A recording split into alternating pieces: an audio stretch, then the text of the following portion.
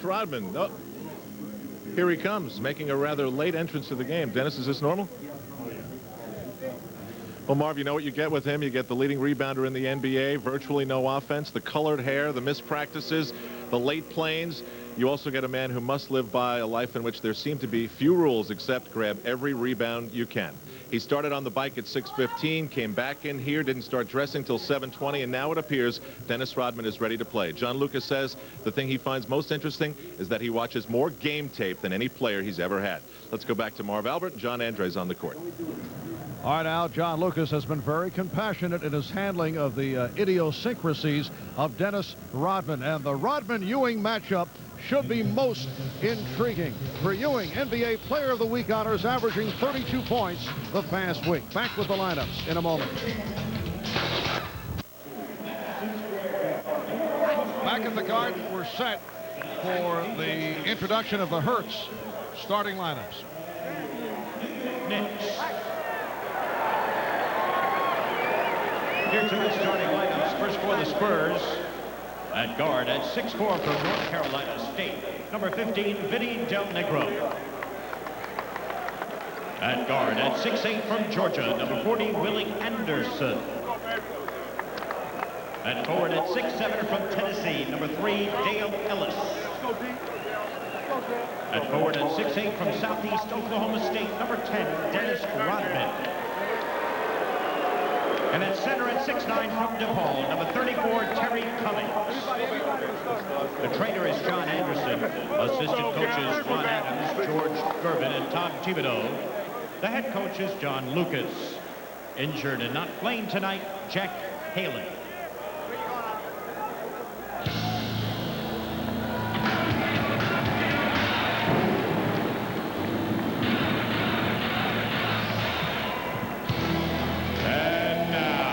Please welcome your New York Knicks. At guard at 6'5" from Oklahoma State, number 3, John Starks. At guard at 6'2" from UNLV, number 50, Greg Anthony. At forward at 6'8" from St. Louis, number 4, Anthony Bonner. At forward at 6'9" from Virginia Union, number 34, co-captain Charles Oakley. And at center at 7 feet from Georgetown, number 33, co-captain Patrick Ewing. And trainer is Mike Saunders, the assistant trainer Tim Walsh, assistant coaches Dick Carter and Jeff Van Gundy, and the head coach of the Knicks, Pat Riley. Well, we're told that David Robinson, as you can see, he is dressed. We're told that he is available, but it is highly unlikely that he will play. And we do not expect to see Robinson on the court, sidelined by that sore knee. So how will the Spurs defend against Patrick Ewing? Well, Bruce Beck posed that very question to their coach, John Lucas. Now you have a major problem guarding a guy, Ewing, who is on a monstrous roll right now. What do you do, John? Oh, Dennis Rodman. Straight on? Yeah. Yeah. Any help from the side, or is it just Rodman's responsibility? I depend upon what he says about it, you know, but most of the time it'll probably be Dennis. We may look at some other things, but we aren't big enough. Well, I think that's an early presentation by John if they stick with it with Rodman on Ewing. I can't see it as a full game situation because he's too valuable and they must keep him on the floor, and they naturally do not want him to foul out. So if Ewing takes the ball to the basket tonight, why, there's a risk that Rodman would foul out, although he hasn't fouled out of a game yet this year. Terry Cummings will start at center as he did against the Bullets in the Spurs last game on Monday afternoon. A victory for the Spurs, 100-87.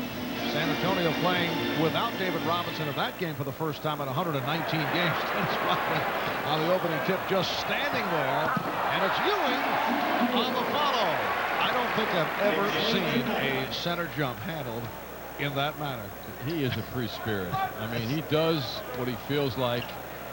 But what the Spurs care about is what happens now in this 48-minute period, and that's when he delivers. The officials, Steve Javie, Joe Borgia, and Ron Garrettson, as Willie Anderson has tied the game at 2. San Antonio has won 6 in a row. They won 8 straight earlier this season. They're 26-12, and they have made a move on the first place Houston Rockets. Rockets leading the Midwest Division. Ewing stopped as Cummings got help from Anderson. Ewing gets it back. Now met by Rodman. Off the fake. And rebounded by Ellis. Pretty good intimidation by the 6'8" Dennis Rodman. 5 times the last 5 years he's been an NBA first-team all-defender. And John Lucas these days going with Vinny Del Negro at the point guard position. Ellis, it counts, and the foul. Hacking foul on John Starks. So Dale Ellis will go to the line. A lot of shuffling at the point guard spot for San Antonio. Sleepy Floyd, who has been a forgotten man, started the first 2 games. A rookie by the name of Chris Whitney started 4 times. He did inject some life and lifted the tempo for a while. Then Miguel Knight stepped in. And now it's Vinny Del Negro handling the starting point guard duties. John Lucas told me before the game Del Negro's game has improved measurably, and he gave a lot of the success to Dennis Rodman because he's given him confidence and determination. That's what he lacked, confidence. Here's Ewing, and you can see Ewing is now being played by Terry Cummings. Bonner able to hustle it down and pops it out. Starks pushed by Del Negro. Well, they'll try and give Patrick Ewing a different look as much as possible. It forces him to adjust his game. And when you don't have your main man, at the moment anyway, as San Antonio doesn't have David Robinson out there, they want to confuse Ewing as much as possible. And Ewing with the spin on Cummings. Patrick Ewing with a decisive height advantage. Terry Cummings about 6'9", 245 pounds. Patrick really adjusted to what the defense presented. That was a sensational move. Del Negro shooting. The Spurs 7. The Knicks 4. Vinny Del Negro in his 4th year out of North Carolina State. Played for Sacramento for 2 years. Went to Italy for a couple. Spurs brought him back to the NBA with a 6-year contract last season. Spurs have opened up by hitting their first 3 shots.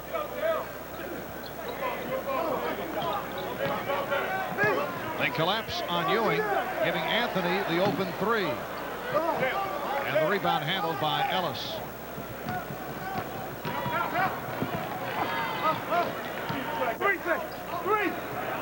Ellis gets 2-point range.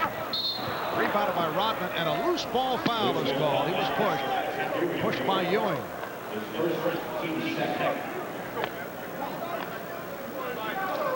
The Knicks come off the victory on Monday afternoon here at the Garden over Minnesota, 106-94. So they've won 5 straight, 7 of their last 8. This is the finale of a 3-game homestand. They have played 5 of the last 6 here at the Garden. Bonner tipped it over to Ewing. Starks on the run. Spurs got back. Starks goes right down the lane.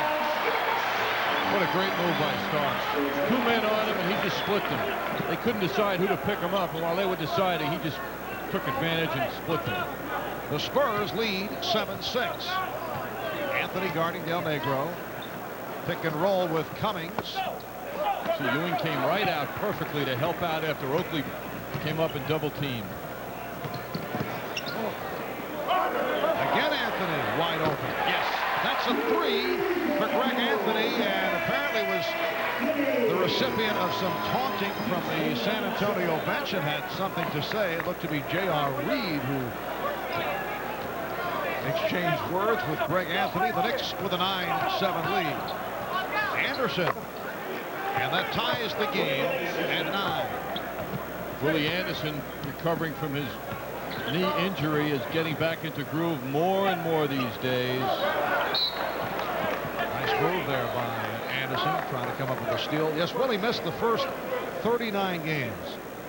last season because of a series of surgeries on his shins. Had the knee problem. Did not play last season until the end of January. Ended up playing only 38 games and averaged just under 5 points per game. So he has come a long way. Ewing taking advantage of the overplay.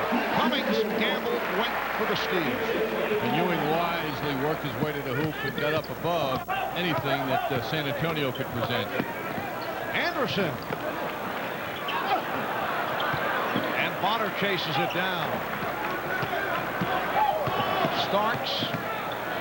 And Anthony this time passed up. Patrick Ewing converts Greg Anthony with the assist. Unselfishness makes Greg Anthony look real good on a play like that. The Knicks with a 13-9 lead.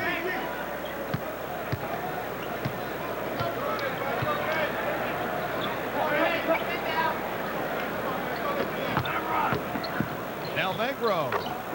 Both clubs shooting well. The Knicks lead at 13-11. Del Negro has no fear as far as shooting the ball and having the shot blocked because he's got Greg Anthony a couple of inches shorter than him on him. Bonner on the offensive board. Bonner went to the crossover. Here's Ewing. And last touch by Rodman. Timeout taken. 6:47 remaining in the first. Detroit Pistons, things changed on the defensive end of the court. Right now, they are number 2 to the Knicks in points allowed. Their field goal percentage for their opponents is locked with the Knicks, tied for first. 43% for opponents on the average night. And the number of times they've held their opponents below 100 points is very similar to the Knicks. In fact, they have 3 games better. They lead the league in that department with 31. It traces to Dennis Rodman's arrival, not only for what he does, but for the commitment and effect he's had on his teammates, like we just witnessed with Dale Ellis intercepting that inbounds pass. Knicks lead at 13-11, 6:40 remaining in this first quarter. Knicks with the early edge off the boards. Rodman kept it alive, and then Oakley got to it. Thomas Oakley 4th in the league in rebounding, and Starks extends to a 16-11 lead by hitting from downtown. Boy, Marv, you notice the Western Conference teams just aren't on Starks' game here at Madison Square Garden, where he's comfortable. I mean, they can't give him any room. We saw that with Minnesota the other day. They were giving him room, and he just ate him up with it. John Starks finished with 27 points, along with a game-high 11 assists. Del Negro arching it high, preventing the block, and he has hit his first 3 shots. How about how he bounced Greg Anthony off his hip as he worked his way into that shot? Anthony Bonner with the tip.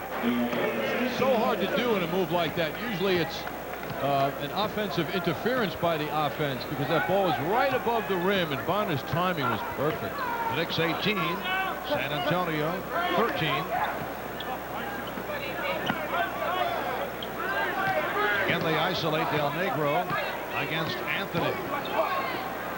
Anderson just to beat the 24-second clock.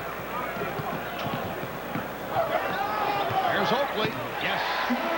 Well, the Knicks started out hitting only their first of 5 shots. Since then, they've hit 8 of the last 12 and now lead by 7 with 5 minutes remaining first quarter. Yeah, Del Negro protects the basketball with his body. Greg Anthony can't reach around him. Illegal defense called for the first time, and a new 24 awarded to San Antonio. Vinny Del Negro protecting that ball. That's a classic way for a guard to handle a ball. Put the body between the ball and the man guarding him. Can't get stolen that way. Starks went for the steal. He knocked it away. Here's Starks with Ellis back. Beautiful combination between Starks and Oakley. You know, I saw Starks' teammates around him. I thought he should give it up. However, he knew what his legs had. He knew he could outrun the defense, which is precisely what he did. An 18-6 run by the Knicks, who now lead 22-13. To go during our commercial break. Lawrence Taylor introduced to the crowd. LT announcing his retirement on Sunday, following the loss to the San Francisco 49ers on Saturday, and received this rousing ovation from the Garden crowd.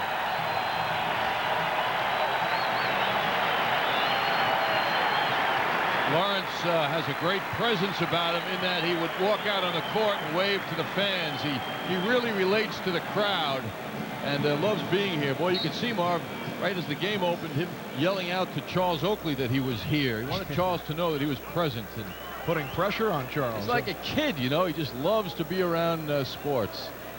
Knicks with a 22-13 lead. Bonner with the steal, then chases down. Here's an open three for Anthony. Just did tick the rim. And that's what's known as being unselfish to a fault. Charles Oakley had the momentum, he had the ball, he was inside the foul line, and he gave it to a weak shooting Greg Anthony for a long jump shot. Miguel Knight checking in now, replacing Willie Anderson, who leads with 4 points. Starks for three. Yes. John Starks looking very sharp. The head fake for the right and the cut left for the open shot. 21-6 run for the Knicks. And the foul is called.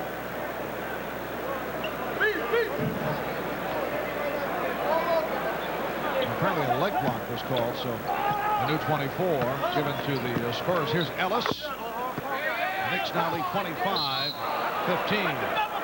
And a technical foul.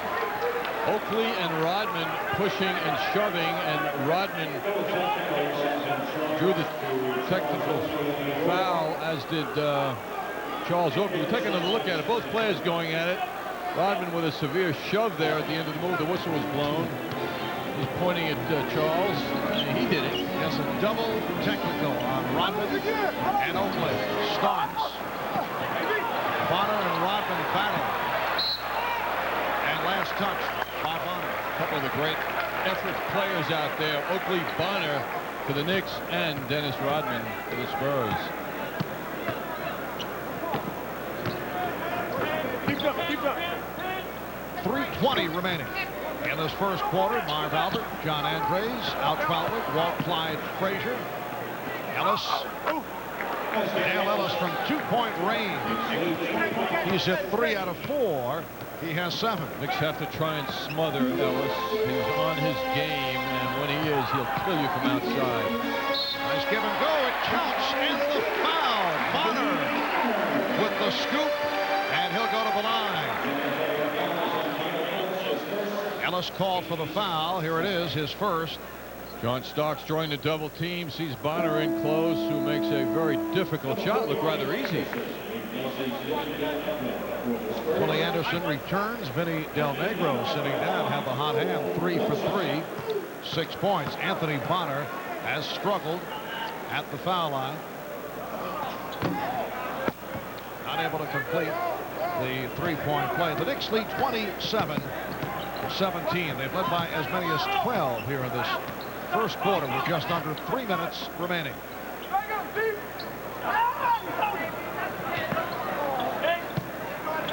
Ellis posting up, Ewing over to help.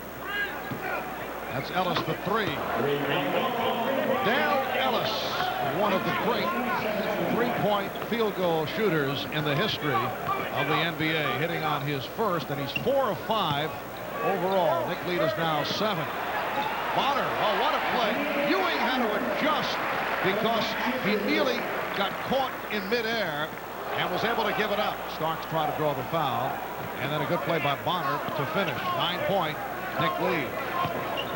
Cummings with a drop step move. Rodman tried to save, and look out, he goes flying. It's okay in that he has no regard for his body. But how about the fans sitting watching the game who have a high regard for their bodies? Dennis always bounces up, no matter how dangerous it looks or what he might be inflicting on himself. There he goes. Anything to save a basketball. Whoa. Oh, wow. Well, we're just under 2 minutes remaining in this first quarter. Ewing, yes. Patrick Ewing getting very good shots. He's 5 out of 9. He has 10 points. The Knicks lead 31-20. Marv, I knew a man who sat in that seat for many, many years. His name was Jerry Gordon, older fellow. Thankfully, he wasn't sitting there tonight. And Rodman KO'd a man in that front row. It's a very cagey way of getting a plug in for somebody. Well, a guy who's not there. He deserves it. Bonner with the steal. Here's Bonner on the drive. A spectacular move by Anthony Bonner. The strip and the drive, giving the Knicks a 13-point lead.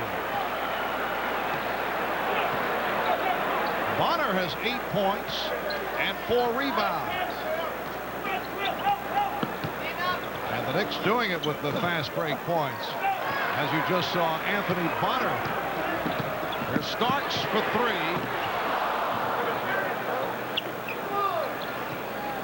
John Starks has hit 2 from downtown. Ellis on a quick release. That's a 3. Hey, John, these guys can shoot. Both ends of the court. As you mentioned, Dale Ellis can certainly shoot threes. As a matter of fact, no one in the history of the NBA has made more three-point shots than Dale Ellis, with Danny Ainge 53 behind him, now 51 behind him. And he's shooting at a 43% rate, which is 4th in the league. There we go. AT&T on long-distance shooting numbers. What better time? Dale Ellis at the top. A lot of other people, including Derek Harper, among the league leaders. Derek Harper moving up on Larry Bird, as we mentioned last game. Well, the Knicks lead by 10. J.R. Reed has come on for the first time. Speaking of Derek Harper, here he is harassing Miguel Knight.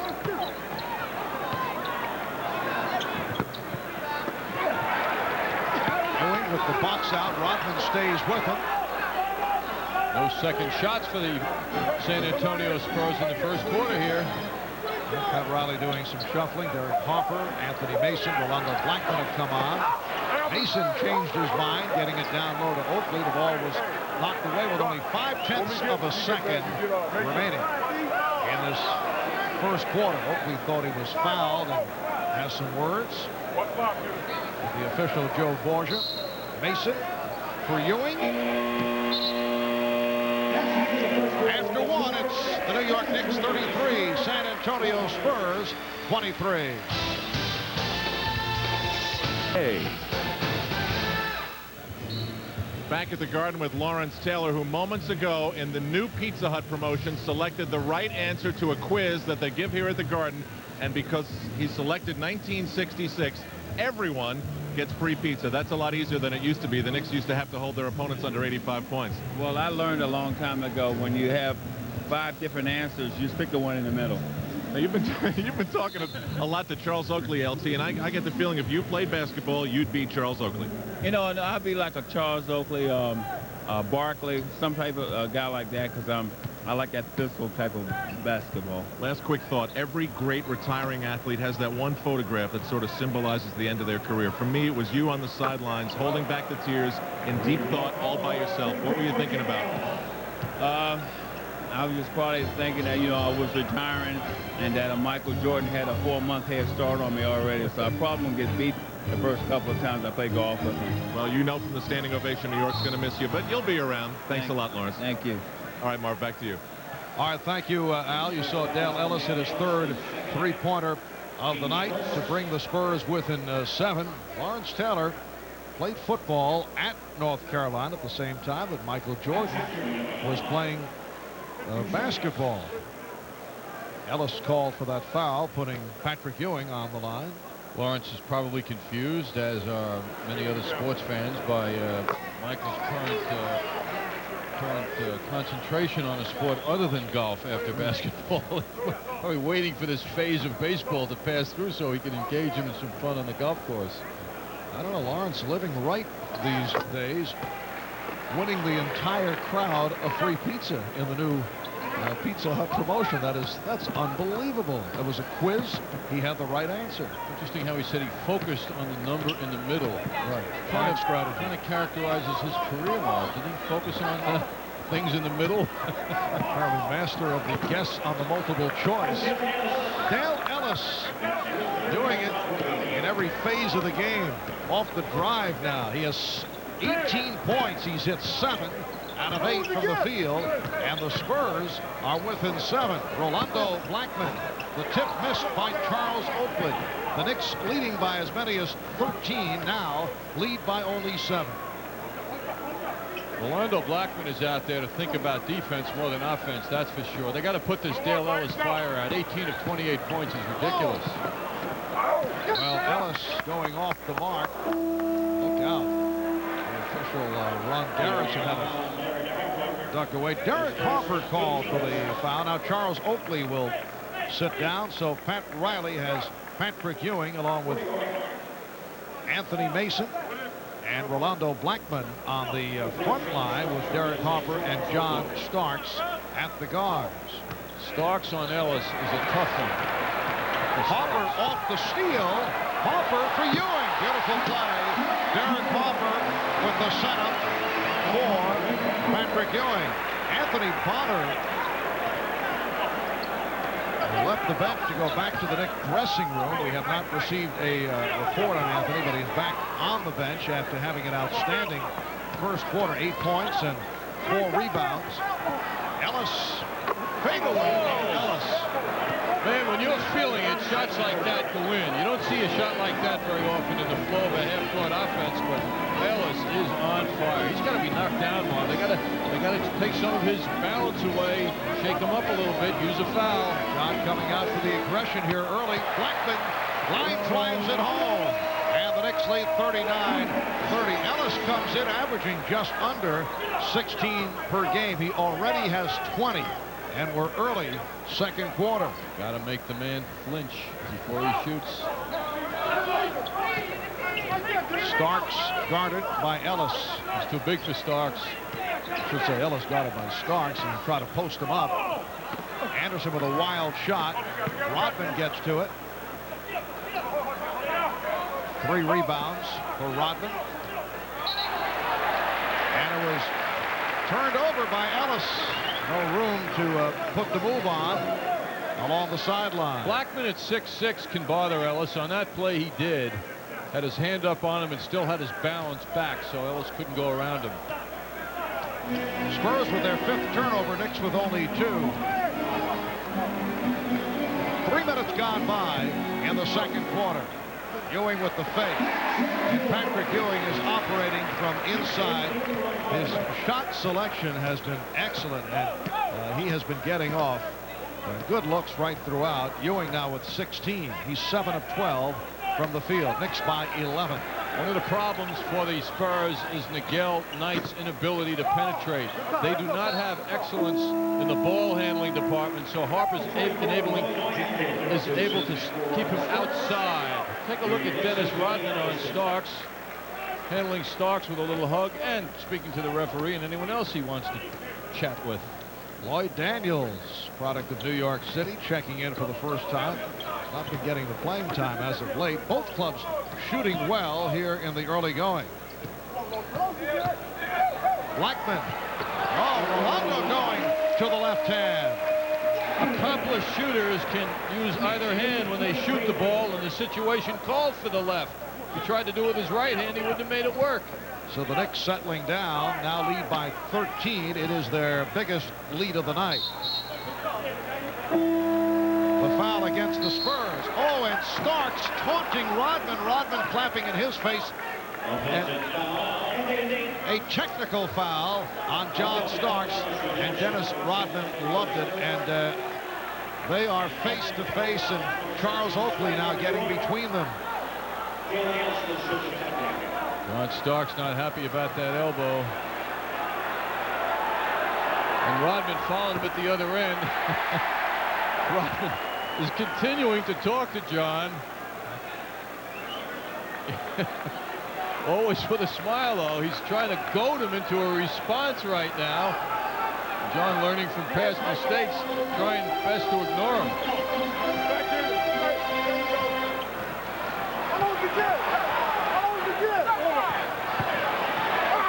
Mason to the reverse. Rodman with the rebound. I didn't notice that elbow Mason threw at J.R. Reed as he backed him in. They had a major skirmish this past summer in a charity game here at the Garden. J.R. Reed and Anthony Mason. And it looks like Mason's angry the way he's playing defense right now.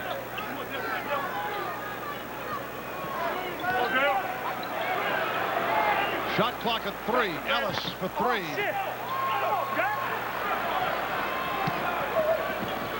Oh, what a pass from Starks with a cutting Mason. And it leads to a San Antonio timeout.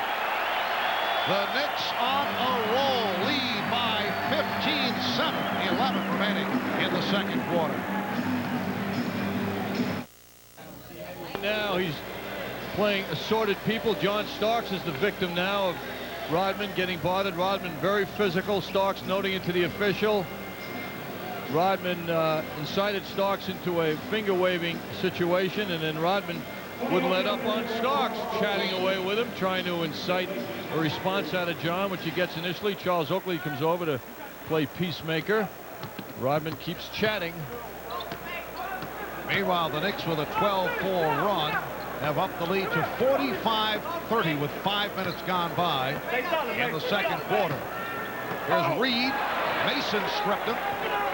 Daniels, good look for Rodman, and a very rare field goal for Dennis Rodman. Starks for Blackman, and the Knicks continue to beat the Spurs down court. Knicks 47, San Antonio 32. The Spurs playing without David Robinson, their all-star center, sidelined by a sore knee. Sat out the game the other day in Washington.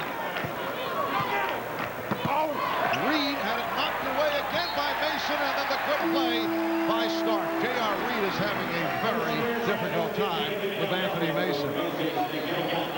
Reed has lost a lot of weight with the playing time he's been getting in San Antonio. He's been playing a lot, and he's been playing well. Mason's strength is too much for him. Yes, J.R. coming off a 20-point game the other day against the Bullets. Harper from straight away, and the Knicks now lead by 17. You know what I see in Harper's face, Marv? I see dissatisfaction with his last game, and he's not rejoicing in anything he's doing well out here. He's really concentrating. Well, he's not a guy that normally celebrates that much. Usually takes it all within. Oakley from Harper. The rejection by Rodman, who felt he was pushed on the follow. What a great play by Rodman. And the foul called on Harper. Yes, the game here on Monday against Minnesota, Harper hit that three-pointer, but that was it. He did not play well, and then Greg Anthony came in to finish it up. What a play, as you say, by Dennis Rodman. Why didn't I get a foul called against Oakley? Rodman wanted to know. He came running up court quickly, though, after that play. Reed isolated with Mason, and the blocking foul charged to Anthony Mason. This is going to be a test of J.R. Reed's desire to play, because Mason's beating him.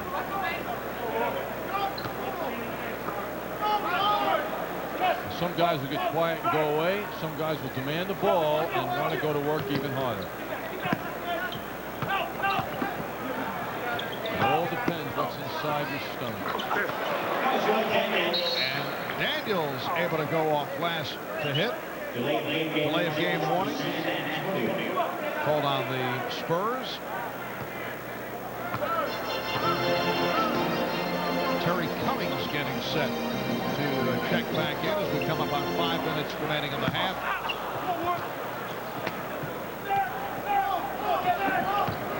Rodman with 5 rebounds, leading the NBA, averaging about 17 and a half.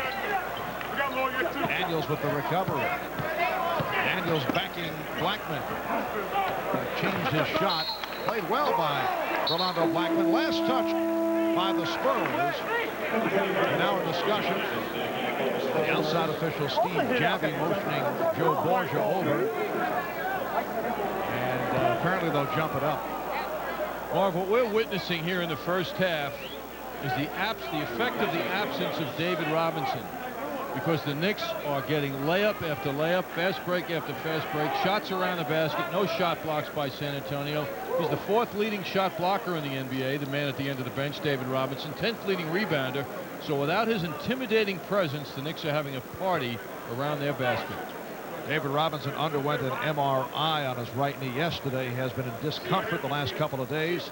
In fact, on Monday, felt a tremendous pain in the knee, so he's sitting it out again. Antoine Carr also out of action because of a ankle problem. Jack Haley, another possible backup center, out with the team with a sprained ankle.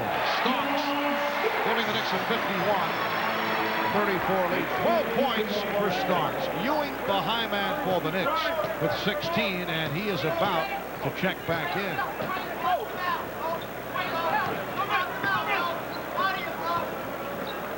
Cummings posting up on Oakley.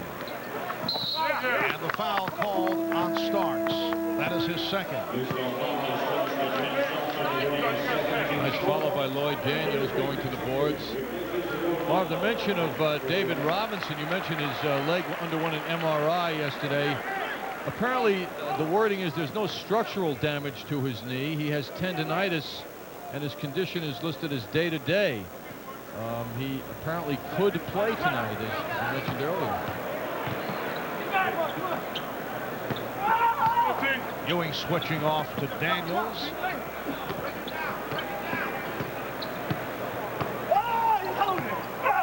Cummings. It counts. And the foul on Ewing. The call that Ewing was on the move.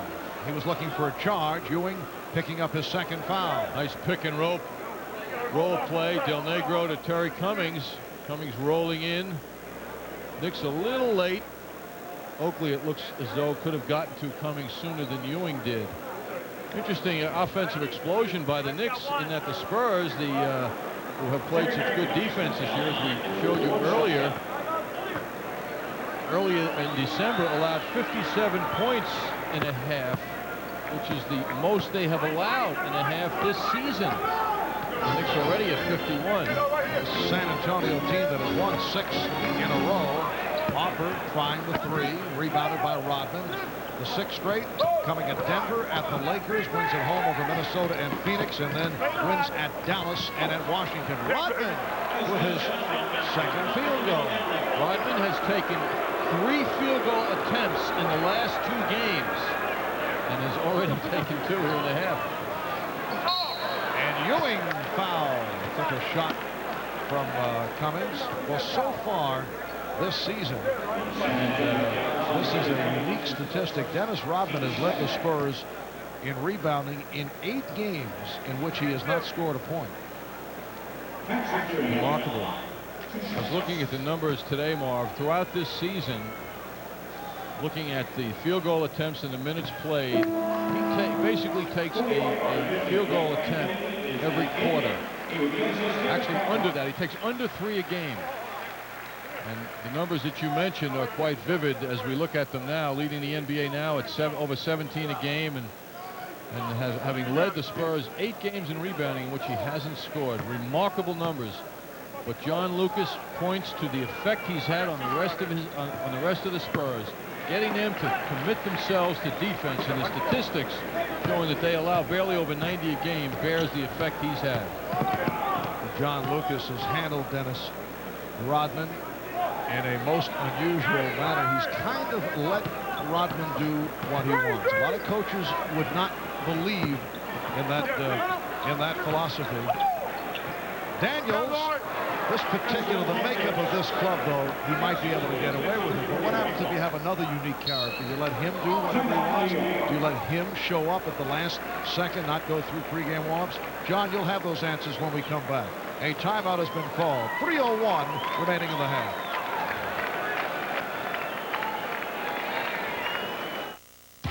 Catch the discussing the difficulties in dealing with a player like Dennis Rodman. That's a subject that we talked about with both Coach John Lucas and assistant coach George Gervin, and we'll get to that in just a moment. This play is resumed. Here is Ewing. Yes, and it counts. So Ewing to the line. And out of those thoughts from John Lucas and George Gervin on handling Dennis Rodman. Well, I don't think he's difficult. I think letting Dennis be who he is, makes him Dennis Rodman. It's not a matter. I'm not into trying to corral.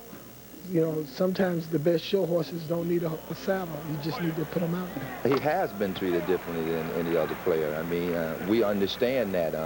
I think understanding the situation and whom you're dealing with is very important. And I think what John is doing is really going to be the new concept. We have to understand these new kids on the block, and they need a lot more patience with them and a lot more caring for if you want to continue to get the best out of them. So I'm glad John is smart enough to understand that.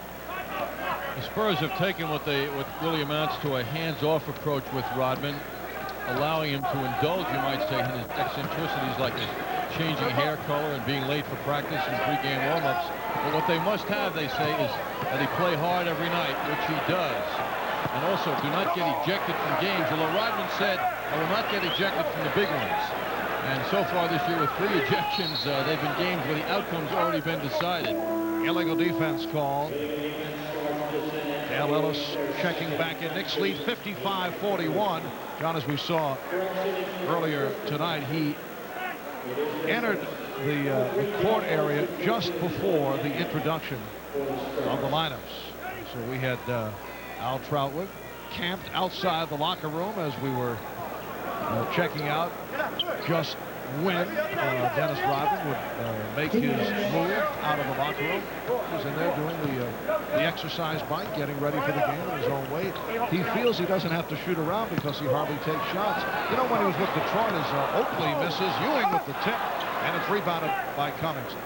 He, at one point, had a pretty decent three-point shot, but you rarely see it. He had a game back in 1991 when he scored 34 points in a game as well. A.R. Reed was blocked. Oh, what an outlet from Oakley. Ewing for Starks. One exchange, and Ewing is fouled. Rodman applauding it. And the liked it. All right. I love that. You know, this spirit, this sports spirit between Rodman and his opponent. I mean, he gave it his best shot. Tried to stop Ewing, not to hurt him or anything. The guy just plays. He loves the game, and it shows so. Nice exchange, Ewing and Starks. Rodman loves the challenge. It's a great character. Oh, he plays with a smile, and he got a smile out of Patrick Ewing, who doesn't often smile with his opponents. A little high five there. Mutual respect. Great character, but I think there are a lot of guys in the league who would prefer not coaching him. But John Lucas is the perfect man for Dennis Rodman. He's one of the more entertaining players in the NBA. Knicks with a 56-41 lead on the Spurs. A minute 20 remaining. First half. Del Negro. So Vinny Del Negro has hit on 4 out of 4. He has 8 points. Starks for 3. Yes. Same move. The fake to the right. The head fake. Cuts left. He's open for the 3. Boy, he's keeping Dale Ellis busy. Ellis, a great shooter. He's gotten off to a terrific start tonight, although he's cooled down the last several minutes. But John's keeping him busy with his own offense. Starks has hit 3 from downtown. Ellis. Here comes Bonner. Another nice exchange, and Oakley wisely holds up.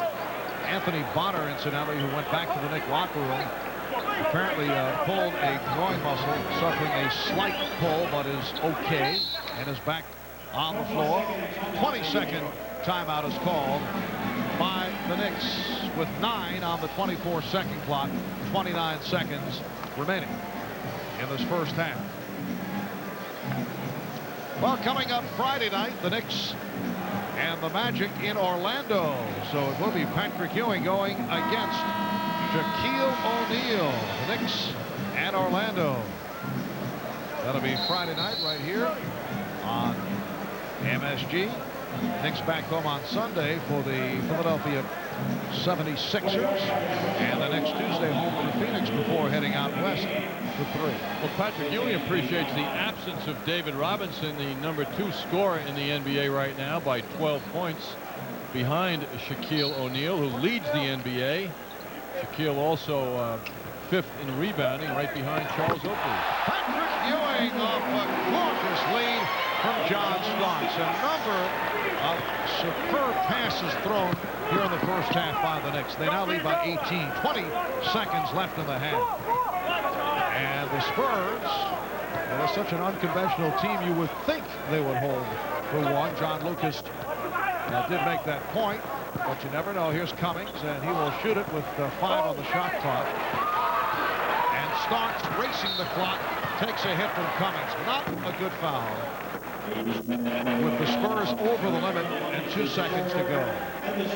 Well, the other night against Washington, David Robinson's 119 straight game starts was interrupted. And the Spurs got over the Bullets, but it's a lot different getting over the Bullets than it is with the Knicks. They're learning what life is now, partially, that is, without David Robinson. 16 points for John Starks. Patrick Ewing leading the Knicks with 23. Dale Ellis, the high man for the Spurs, with 20. But he had the 20 early second quarter. He's been quiet most of the quarter, did sit for a while. And the Knicks by 20. 2 1/10 second remaining in the half. And John Lucas will take a timeout. John Lucas is complaining that Dennis Rodman, trying to inbound, was not given enough room by Charles Oakley. That's why the timeout was taken. Well, John, I know one of your favorite shows, Knicks Rewind, tonight at midnight, as you check yourself out. On a Monday, it was a Knick Rewind record.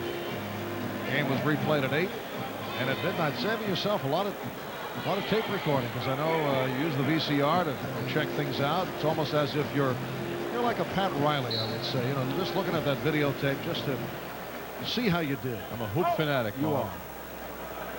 All right, Ellis makes the catch and gets it away. So at the half, it's the Knicks 63 and the Spurs 43. A very strong first half for the Knicks. Knicks by 20. We'll be back in a moment.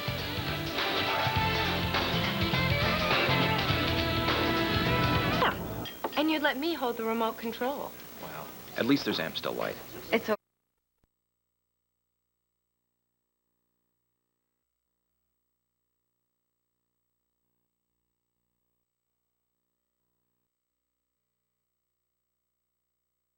From Bob Page at the Sports Desk. Bob? And Al, it dawns on us that we neglected to mention on the pregame show tonight that the Nets were in action. I guess understandable when you look at the matchup. New Jersey at Minnesota. The temperature must be about 50 degrees below zero outside the Target Center. Awful matchup. And the Nets, what do you know, are leading the Timberwolves by 10 at halftime. First quarter action. Derek Coleman back in action tonight. Misses. Chris Morris also just returned. He passes back to D.C. for the jam. Now, moments after this, you'll see Kenny Anderson out of Rego Park come into the lane and hit a shot. The Nets were down 2 at this point, and they were down 2 going into the second quarter. They've since rallied as they look for their 3rd straight win, and that would be a season high. At Orlando this evening, former Seton Hall star Anthony Avent out of Newark misses a short jumper. Shaquille O'Neal gets a tough rebound, jams it back home to give the Magic a 30-27 lead over the L.A. Clippers. Later in the second quarter, it's Avent, just acquired from Milwaukee, missing again, and Shaq with an awe-inspiring 2-hand jam. Orlando now leading the Clippers by 11. They have gone to halftime. Cleveland Cavaliers announced today that Hot Rod Williams will miss the next 7 to 10 days. He has a hairline fracture of the nasal cavity and subsequent problem with an eye. And the Lakers have just revealed that Anthony Peeler will miss the next 4 weeks due to a stress fracture of the lower leg. I'll have more right after this. Sports Desk is brought to you by Alamo. There are over 4 million miles of roads in Alamo territory, and with Alamo, all those miles are free. Nowadays, you see more and more Alamo cars in America.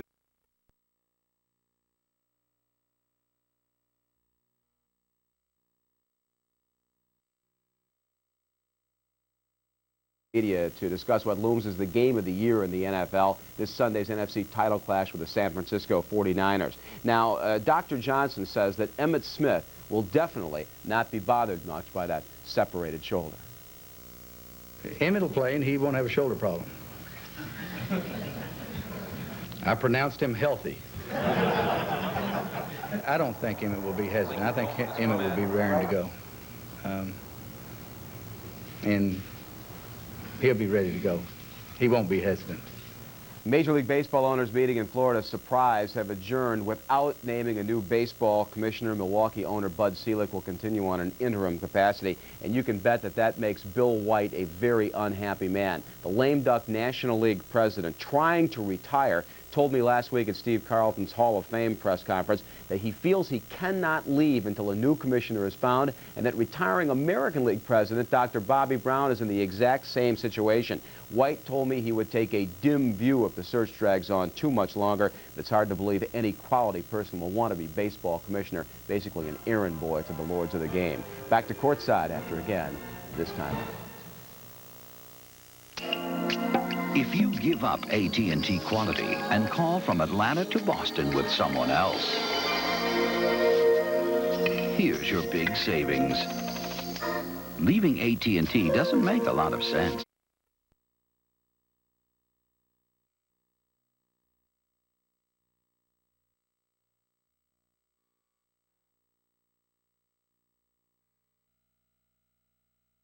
For Patrick, with Robinson on the bench, John Starks had 7 assists to go with his 17 points. The story of the Spurs is all Dale Ellis. He has almost half their points, 20 of 43. After that, it is single digits all around. Dennis Rodman with 7 rebounds. Well, Clyde, we're going to get a chance to see how the Knicks handle this big lead, but when I look at the stat sheet, I can't believe it. The Knicks committed only 2 turnovers. Yeah, because the Spurs defense was pathetic. Al alluded to the fact that they lead the league in field goal percentage, only 43%.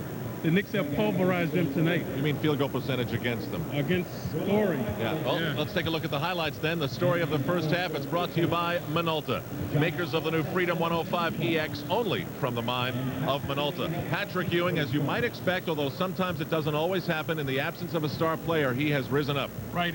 He's a recipient of this good stuff from Derek Harper, who previously stole the ball. The Spurs are suffering in the backcourt, folks. They do not have a good penetrator. There you see Del Negro. He's 6'4", not a good passer or dribbler. So Starks creating havoc. So John, having an outstanding game, as Al alluded to, comes up with the stuff. Well, the Knicks look to Anthony Bonner to try and slow down Dale Ellis, and he did on this play spectacularly. Ellis 6'7", not feared for his ball handling ability. So Bonner 6'8", he huffs and stuffs as well. Clyde, Dale's one of those zone shooters. When he's in it, look out. Well, he's from Georgia, Al, so all those Georgia guys can really shoot the ball. So Dale, a career leader in threes made, this time creating with the fadeaway. I'm rattling my brain to come up with someone from Georgia who couldn't even hit the rim, but I can't. You're right. What about the second half? Does this Knicks team tonight hold on to the big lead? Well, the onus is on the Spurs. They've got to do something defensively. So I look for them to come out pressing and trapping, trying to force some turnovers, and looking to exploit the Knicks in transition. All right, well, the Knicks have won 5 straight. The San Antonio Spurs 6 straight. One of those losing streaks will come to an end in the second half, which will come your way in a moment on MSG. Performance at a touch, elegance at a glance.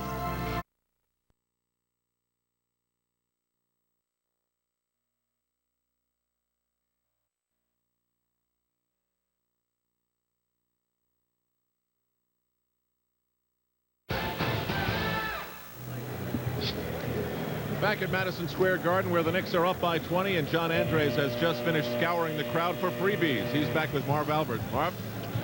All right, Al. Yes, the only man wearing a suit and a V-neck sweater in this arena. It's unbelievable.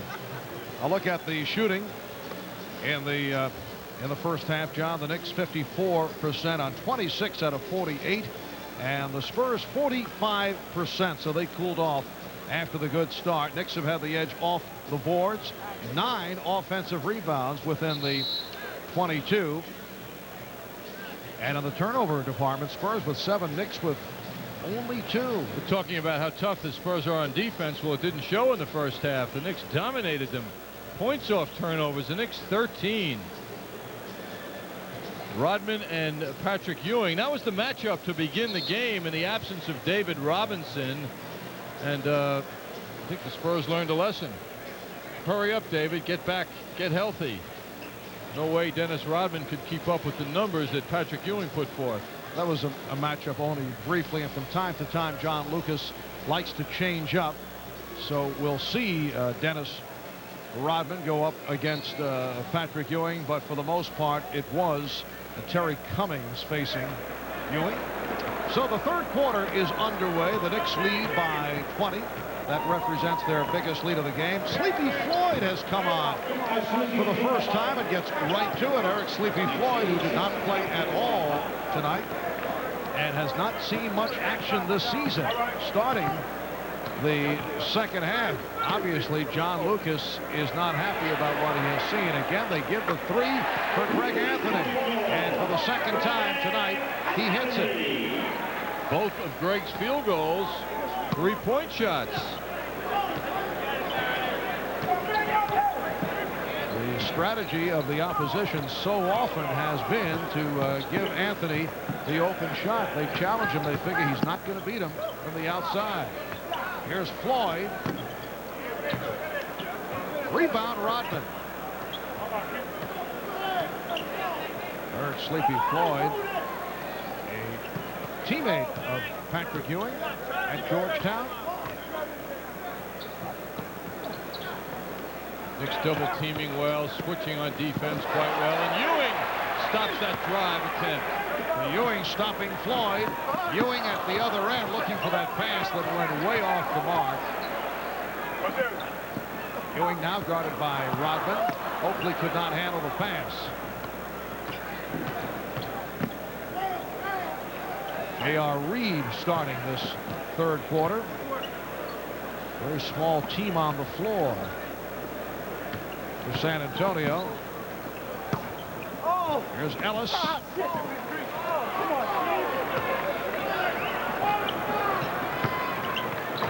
Bonner. Set up by Anthony. So Bonner will go to the line. Coming in tonight, Marv, as we were talking about, the Spurs are a hot team.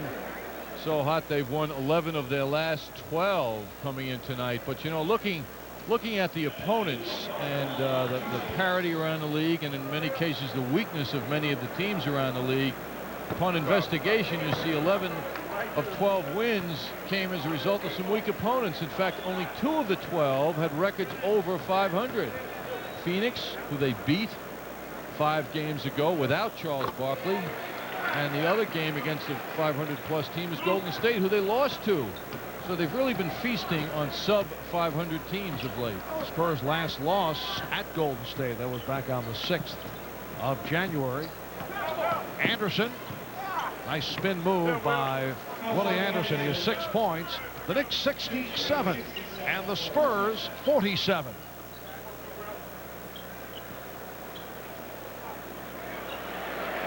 Anthony again challenged. Sleepy Floyd just stepping away.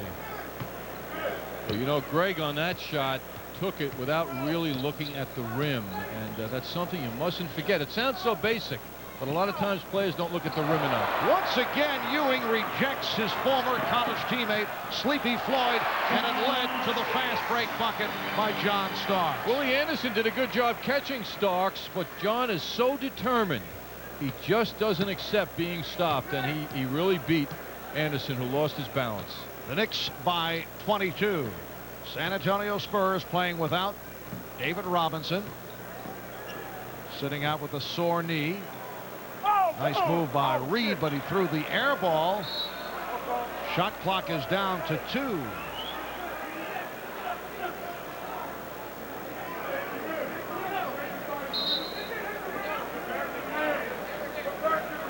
J.R. Reed claiming the ball hit the back of the rim, desiring a new 24, but he will not get it. 2 on the 24. Spurs will inbound. Anderson will throw it in. Anderson, Reed, Ellis, Floyd, and Rodman. A small lineup on the court for the Spurs. Floyd, and that was deflected short by Ewing. It is a 24-second violation. I think Sleepy Floyd, who was very friendly with Patrick Ewing, from their Georgetown days will be having nightmares of Ewing's hand in his face. That was the third block by Ewing on Floyd. And now Ewing able to whip by Sleepy Floyd, who got caught in a mismatch, and Bonner does the rest. And the Knicks are just toying with the Spurs, who are outmanned 71-47 the score. Combination of Oakley and Bonner was too much even for Rodman.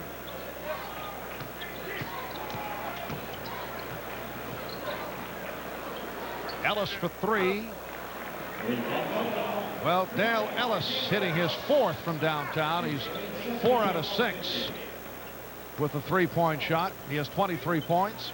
Starks for three. And Rodman wrestles it free.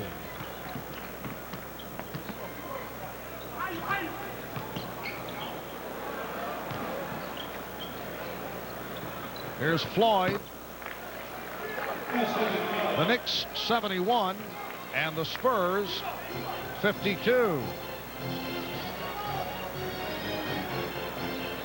Now, you know the Knicks are focusing on their third quarter of late, where they have had the third quarter blues. So they want to come out here and sustain the effort they put forth in that first half. Charles Oakley. Yes. Charles not looking for the shots to this point. He only has 4 points, but again has done a nice job off the boards. Knicks lead by 21. 5 minutes gone by in the third. Here's J.R. Reed.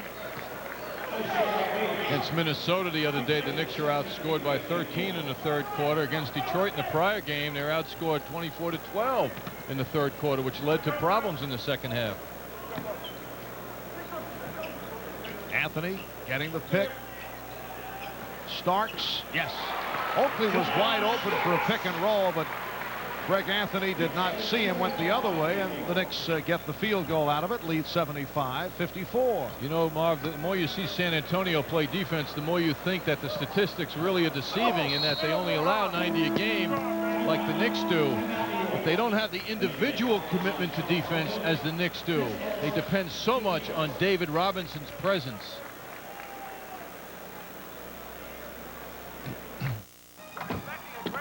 Oh, hey, Joe.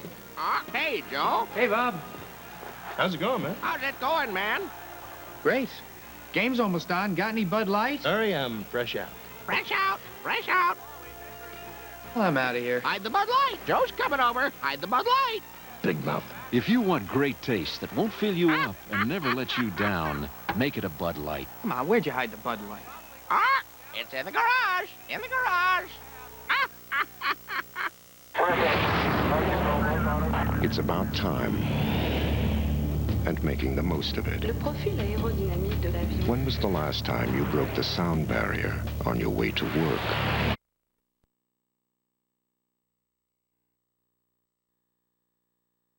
Conditioning, automatic transmission.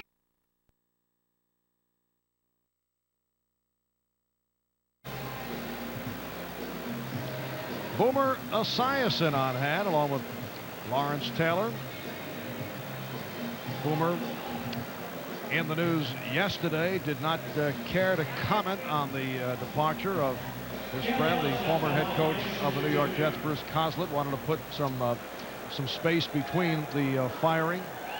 Said he did not want to say anything disparaging about defensive coordinator Pete Carroll, who was given the job as head coach, or did not want to say something that might seem it was a slight Pete Carroll, because he has great respect for Pete, and then had some hard things to say yesterday and the day before, in particular about a couple of his teammates. Boomer Esiason, who has been a frequent visitor here to Madison Square Garden, both Ranger and Knick games, on hand tonight. Loose ball foul is called.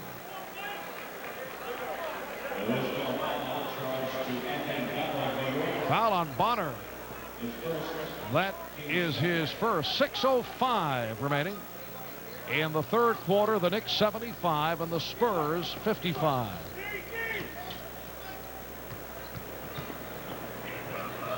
Rare playing time for Eric Sleepy Floyd, who has been a forgotten man. Did start a couple of games at point guard earlier in the season. Reed And the Knicks now lead 75-57. Yeah, Sleepy only averaging 14 minutes a game for the season, but of late it's a lot less than that. He played a lot more earlier when they were in search of a more steady backcourt. Having gotten Miguel Knight and the emergence of Vinny Del Negro, Sleepy has been used less. It counts, and the foul. Foul committed by Willie Anderson. John Starks to the line. He has had a terrific shooting night. Starks 9 of 15 for 23 points. John is maintaining the consistency now, getting a good look at the basket. 3 of his 6 field goals in the first half with threes. He was 6 of 11. Also had 7 assists in the first half. That statistic has really been maintained by John lately as he gets more and more assists. The number 7 has been a regular number for him, 7 or more of late. Lane violation. Charles Oakley involved with J.R. Reed. Charles over anxious on the box out. Well, Willie Anderson sitting down. Miguel Knight has come on, so it's Knight and Floyd now. Small backcourt for the Spurs.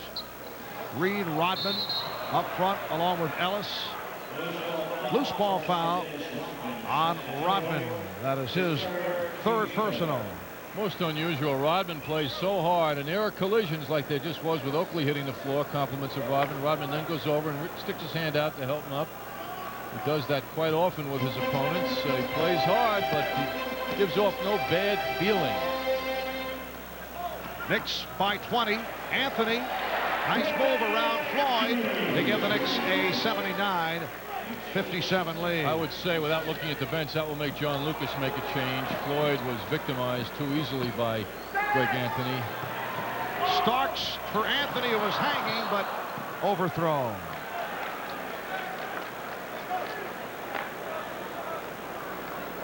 John Lucas, in his first full season as head coach of the Spurs, a surprise when he was named coach last December. San Antonio went on to win 25 of their first 29, including a club record 10 in a row. And then they leveled out from there. Took over for Jerry Tarkanian. Starks with the steal. Starks for Anthony. Well, Greg Anthony is now 3 for 9 from the field. J.R. Reed. We'll check that John Starks called for the foul and J.R. Reed to the line. Rodman after another rebound to Miguel Knight. J.R. Reed avoids this swiping defense by John Starks, now on his way to a 3-point play.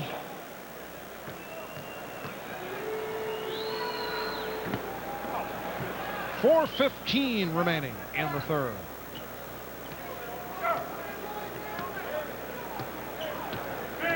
So the Knicks maintaining this sizable lead right throughout. Kick ball is called. Now here's Derek Harper replacing Greg Anthony. 8 points for Anthony. You know, Marv, talking about that point about defensive commitment before, you look at an Oakley, you think of defense. You look at Mason, you think defense. Harper, you think of defense. John Starks made his name in the league with defense. More and more, that quality of individual commitment, which supports the Knicks team totals, what they allow their defenders. In contrast to the San Antonio Spurs, Dennis Rodman is the only guy you think of as an individual who has a great commitment to defense. Again, pointing to the absence of David Robinson tonight and the effect, the devastating effect it's had on the Spurs. Sleepy Floyd has not been shy about pumping them up. It's 2 of 8 from the field in 8.5 minutes of play here in the third.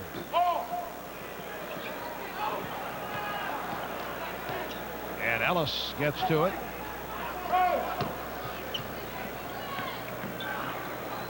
Reed off the fake, going around Ewing and draws the foul. The basket counts, and Reed will go to the line. Oakley charged with the foul, his second. Ewing didn't bite that fake, and he still let Reed go right around him. Patrick just can't stay up with J.R. Reed. Knicks are a little flat now. Fortunately, they are enjoying a 17-point lead, but they're a little flat, which is normal after their fine play thus far. Oh, nice pass. Starks on target for Ewing. John Starks rolling up the assists. He had an 11-assist game the other day against Minnesota. He has 8 here tonight, as does Greg Anthony, who a moment ago was replaced by Derek Harper. J.R. Reed has the touch. 11 for Reed, and the Knick lead is 17.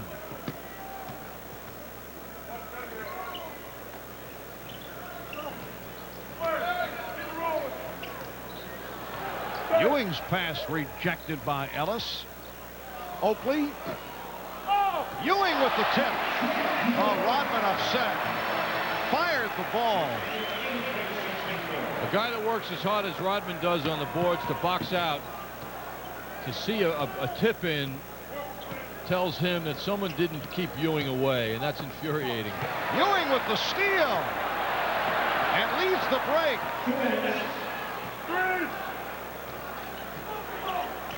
Mason backing his way, and fouled by Floyd. Spurs call for time, minute 54 remaining in the third. Knicks lead 83-64. The Scarlet Knights of Rutgers head for UMass to battle the Minutemen in an Atlantic 10 showdown Thursday night at 8 here on MSG Network.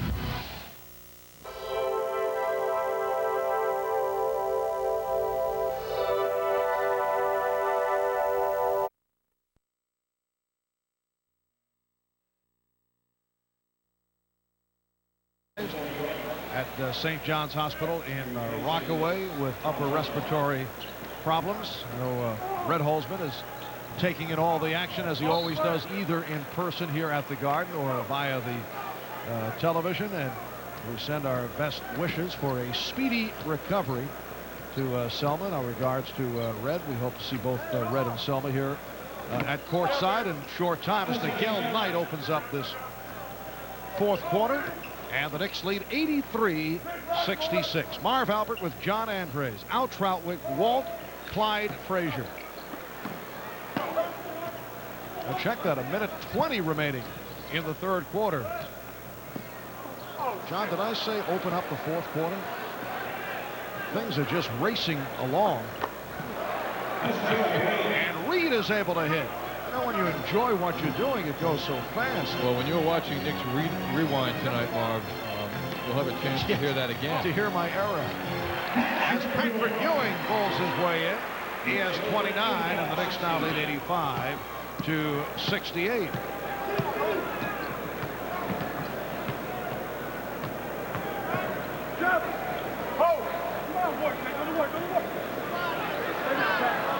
Here's Reed. Rodman pulls it down. Ellis. Rodman only had 7 rebounds in the first half, but he has been very active here in the third quarter. Rolando Blackman. Knicks 87 and the Spurs 68. Miguel Knight. So he's hit 2 out of 2 here in the closing minutes of the third quarter. Down to 10 seconds remaining in the third. Knicks enjoyed a 20-point lead at halftime. Now it's 17, so they have remained steadfast. Blackman. Yes, it counts. And that is now the end of the third quarter. The Knicks with an 89-70 lead on the Spurs. Rolando Blackman finishing up here in the third. Nice move on Dale Ellis and able to bury the jump shot. Did you reserve the car with Hertz? Not exactly, but it's a good deal. Are they as fast as Hertz? Not exactly, but what's the rush? We're on vacation! Yeah. Dad, are we lost? Hertz gives you computerized directions. Honey.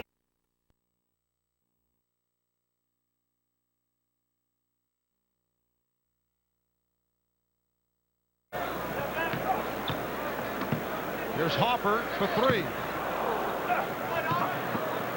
Good save by Rodman. Lloyd Daniels handling against Rolando Blackman. Eddie Del Negro is back. It's Knight and Del Negro in the backcourt. Cummings, Rodman, and Daniels up front. Down to 5 on the 24. Knight has to force through the foul. Harper picked it up. So Miguel Knight will go to the line. You know, Marvin, my strolling at halftime tonight, it was nice to get out and visit with the fans, has become legendary. It is a little halftime stroll. You kind of check out the entire arena. Well, I was greeted very nicely tonight by a fellow who I feel today could help the San Antonio Spurs in the backcourt. Gus Williams. He's in the crowd. He's in the building. Looking great. What a terrific player. Still plays a lot. Yes. And he's a happy guy, and so nice to see him. And my scouts tell me that he's looking real good these days. From Mount Vernon, New York, Oakley will go to the line. A pretty fair basketball playing family that also included the former Knick Ray Williams. So Oakley to the line. Charles to the line for the first time. Knicks with a 17-point lead going up against a San Antonio team that is playing without David Robinson, sitting out because of sore knees.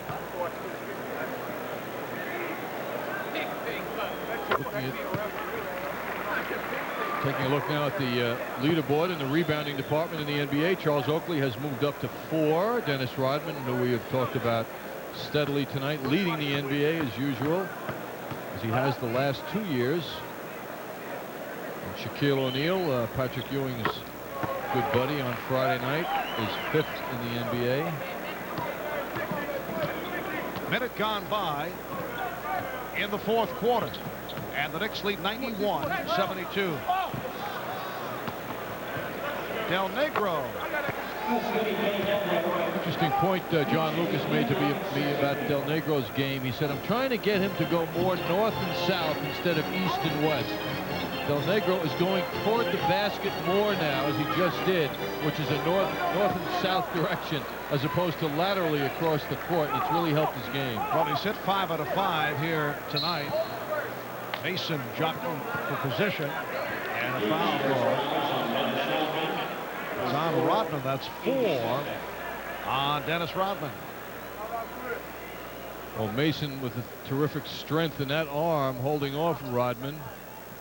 Finally, the foul called. Dennis with 15 rebounds. 3 seconds. Flag. Blackman was pushed by Knight.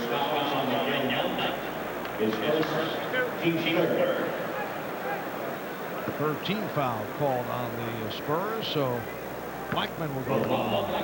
Well, I noticed in the Eastern Conference All-Star voting in the paper today. NHL, you talking? I know you're focusing on the NHL All-Star game with a job for you this weekend on that other network.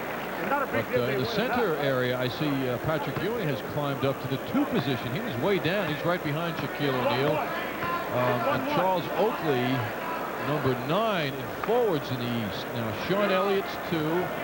Calbert Cheney is 4 from Washington. Blue Edwards is 5. Kevin Gamble is 6. Give me a break. I mean, Charles Oakley 9th.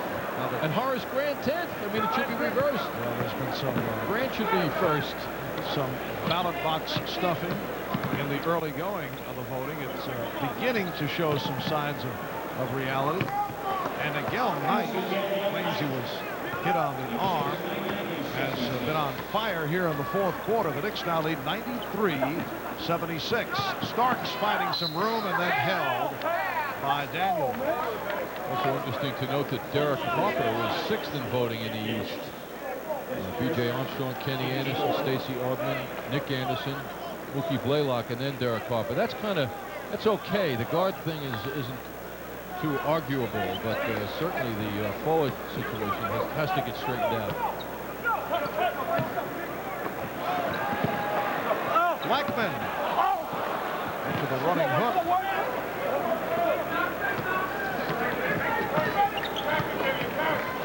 Del Negro, nice move.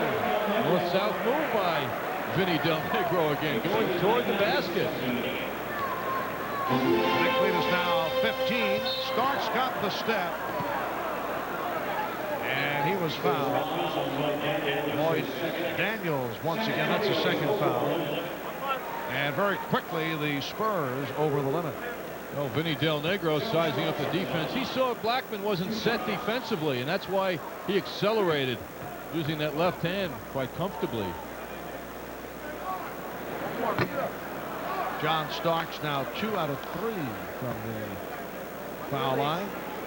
This is the second and final meeting of the regular season between the Knicks and San Antonio, mid-November at the Alamo Dome. Spurs won 95-90. Knicks had come in at 7-0 and suffered their first loss of the season. Last year, Knicks won both games in San Antonio. But the Knicks have lost 4 of the last 6 against the Spurs. Cummings with lots of time to take that three-pointer. Last touch by the Knicks. Here's Patrick Ewing returning. John Starks will get a rest. Departing with 24. Pat Riley has Ewing, Oakley, and Mason on the front line. Blackman and Harper at the guard. Well, when the game began, the feeling was that David Robinson, who was dressed, could play if needed. Now, the Knicks did the best thing to keep David Robinson on the bench. They blew this game open rather early, sustained a lead early, made it 20 at the half, and there's no reason for John Lucas to use David Robinson tonight. He chatting before the game, he said, not for one game, it's just not worth it. Let him get fully healthy before we come back to David. Good one-liner being served up by J.R. Reed. You can see the reaction from David Robinson. Lloyd Daniels brings the Spurs within 14.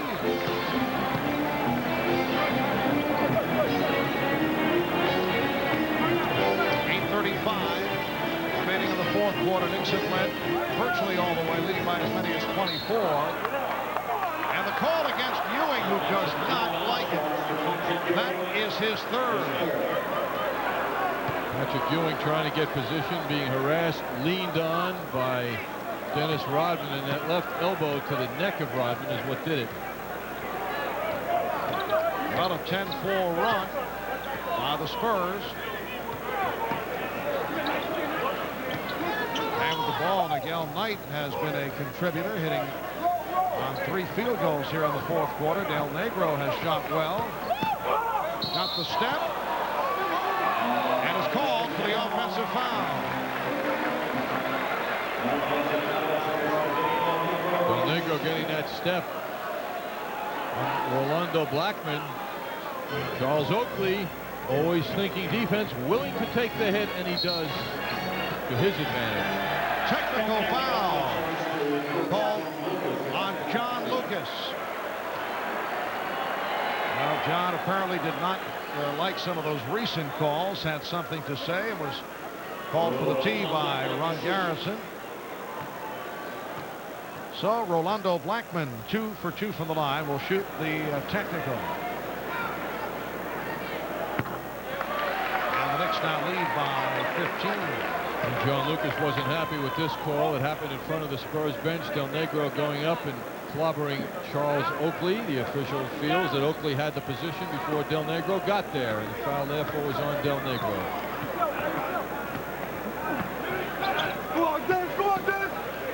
Blackman worked off the screen. Yes. Beautifully executed. Rolando Blackman was able to cut to the corner, and it ended up as an open shot. Knicks by 17 points. Knicks went 4 minutes and 10 seconds without a field goal before that shot fired by Blackman. Their first field goal of this fourth quarter. Daniels pushed by Mason. Does not waste much time at the line. Actually shoots put too quickly. Lloyd Daniels, a 70% free throw shooter. Daniels now in his second year in the NBA. 77 games last year, 9 points a game. He's been quiet this year.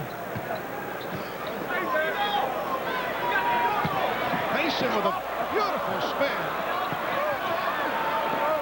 Oakley was able to get it over to Mason. Here's Knight racing down, putting the speed on. He had 3 teammates with him. Boy, Knight, like John Starks, feels he can beat anybody, and so far tonight, both players are correct. Cal Knight, originally a second-round draft pick back in 1990 out of Dayton.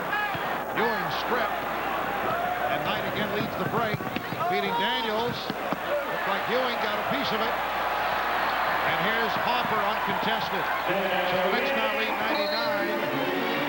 99-82. Patrick Ewing coming up with his 5th block. And that led to the fast break bucket by Harper. Knicks now lead 99-82. And now technical has been called on Anthony Mason. A technical foul on Mason, who had a bit too much to say, and it led to the call. Del Negro will shoot it.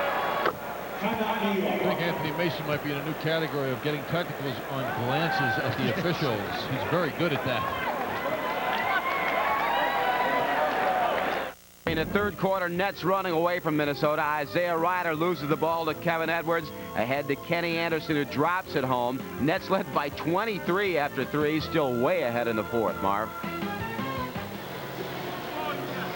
All right, Bob. The Knicks with a 99-83 lead on the San Antonio Spurs here at Madison Square Garden. Knicks leading most of the way. 33-23 the score after 1. The Knicks by 10. 63-43 at the half. The Knicks with a 20-point margin. Most points in a half scored against San Antonio all season. And the Knicks have had the edge off the boards despite the work of Rodman, who has 17 of those San Antonio rebounds.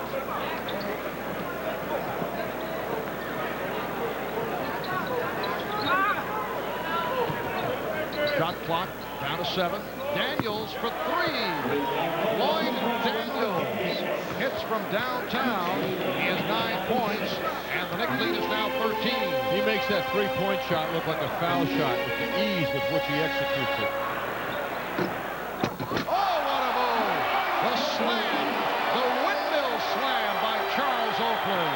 Boy, that is a head turner for the Knicks bench. I mean, they kid Charles often about the fact he doesn't dunk, but to dunk off a rebound is really special. Miguel Knight continues to show the shooting touch. 12 points for Knight. And all 12 have come in the second half.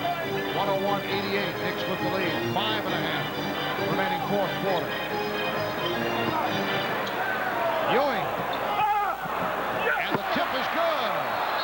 And Rodman slapped the ball into the stands, and that could be a technical. If so, he may be gone. He is, yes.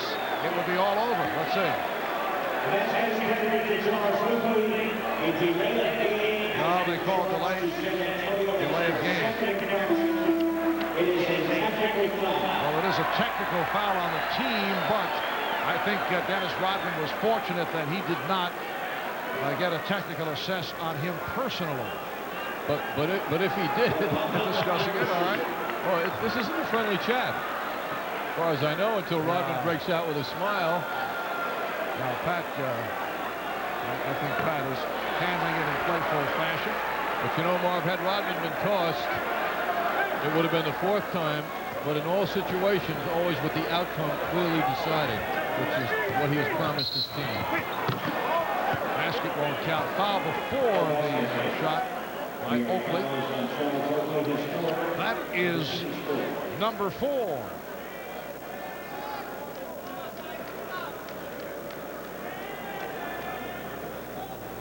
Spurs get the new 24. We come up on 5 minutes to go in the fourth quarter.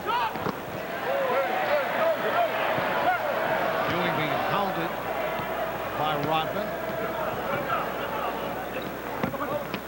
I wonder if any time in Rodman's life someone said to him, boy, are you lazy. Oh, look out. Vinny Del Negro is hurt. Oakley called for the foul.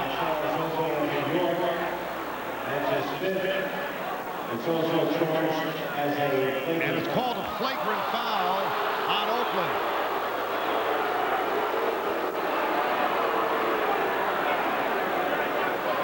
Pat Riley is upset about the call. The Spurs trainer John Anderson is out to take a look. 22nd timeout taken by San Antonio. Here's another look, top right-hand side of your screen, and you can see the elbow. Now look at the other side from a different angle.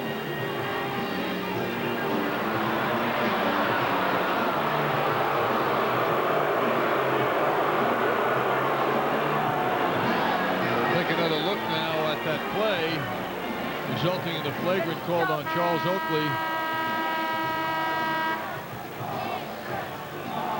Del Negro got clipped by the right elbow of Oakley. Well, the Spurs are upset. They feel that Oakley should be thrown out.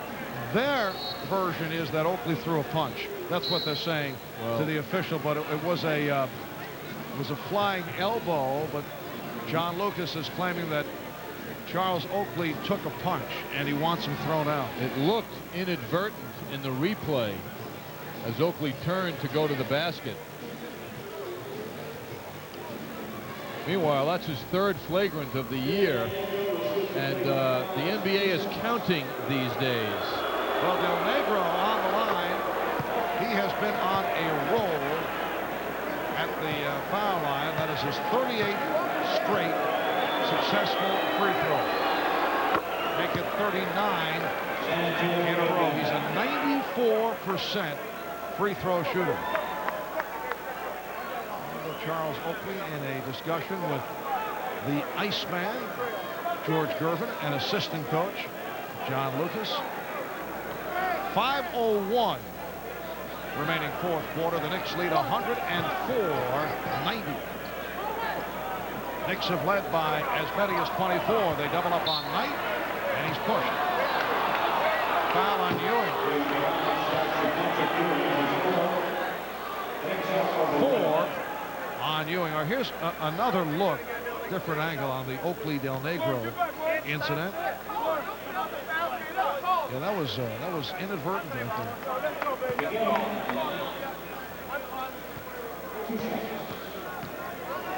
Miguel Knight shooting a pair. The NBA preseason meetings voted to suspend for as many as 2 games players who are repeatedly called for flagrant fouls. With the new violence rule, a player will receive a point for a flagrant 1 foul defined as unnecessary contact by a player against an opponent. I would assume that's how that would have been judged. Patrick Ewing with a nice move to give the Knicks a 106-92 advantage. 4.5 remaining fourth quarter. Blackman picks up the foul. Both teams are over the limit. John Starks returns, replacing Anthony Bonner. 5 of 5 from the field, 11 points, 7 rebounds for Bonner. So Del Negro now at the line. He's 4 for 4 tonight. He's hit his last 40 at the line. His last miss back on November the 29th. Overall 56 of 60 for the season. Well, just on that subject of flagrants, if a player during the season, if his total exceeds 5 points, he will receive an automatic suspension following the game in which his point total exceeds 5, and for each additional flagrant foul committed during the season. So it can get costly not only for Charles Oakley, for the team though, if the flagrants continue. Terry Cummings sitting down. He's not shot well. 1 of 8 from the field. And a technical foul now called on Pat Riley. So here's Del Negro again. And he is 6 for 6 from the line. Well, now the confidence that the Knicks have established throughout this game is being shaken a bit as the Spurs edge closer and closer. Now 11 points away. 4 technicals called on the Knicks. Ewing gets the roll, yes, and it counts. Well, Charles Oakley was nodding his head positively when the official blew that whistle.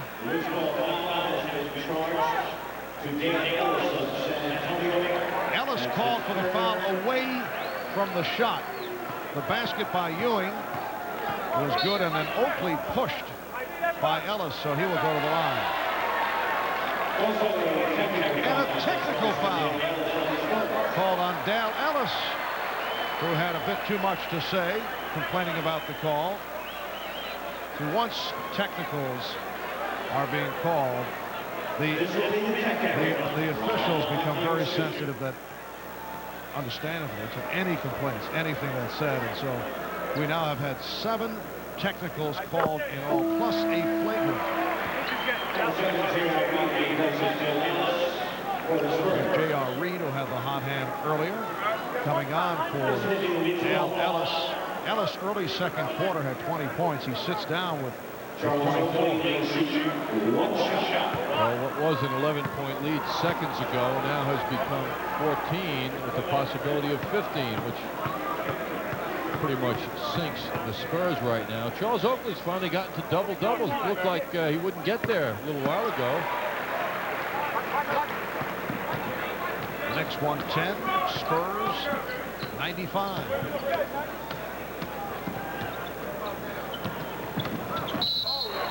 And a push called on Starks. A tough game physically for Vinny Del Negro. And he will go back to the line. John mystified by the call. You see Del Negro get by him, and John with that left hand looked like he kind of escorted him. He had his hand gently on the back of Del Negro. Really deceiving. 4 on Starks.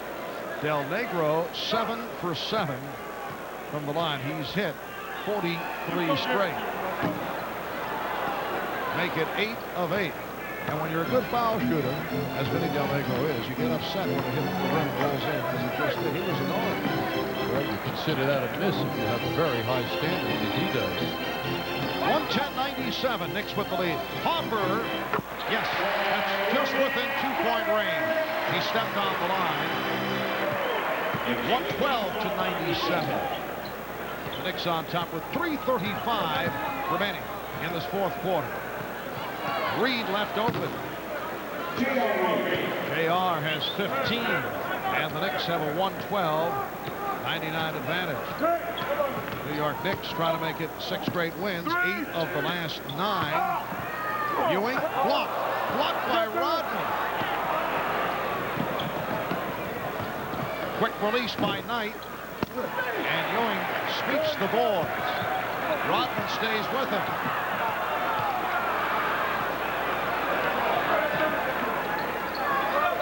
Oakley had a notion, no one else down court.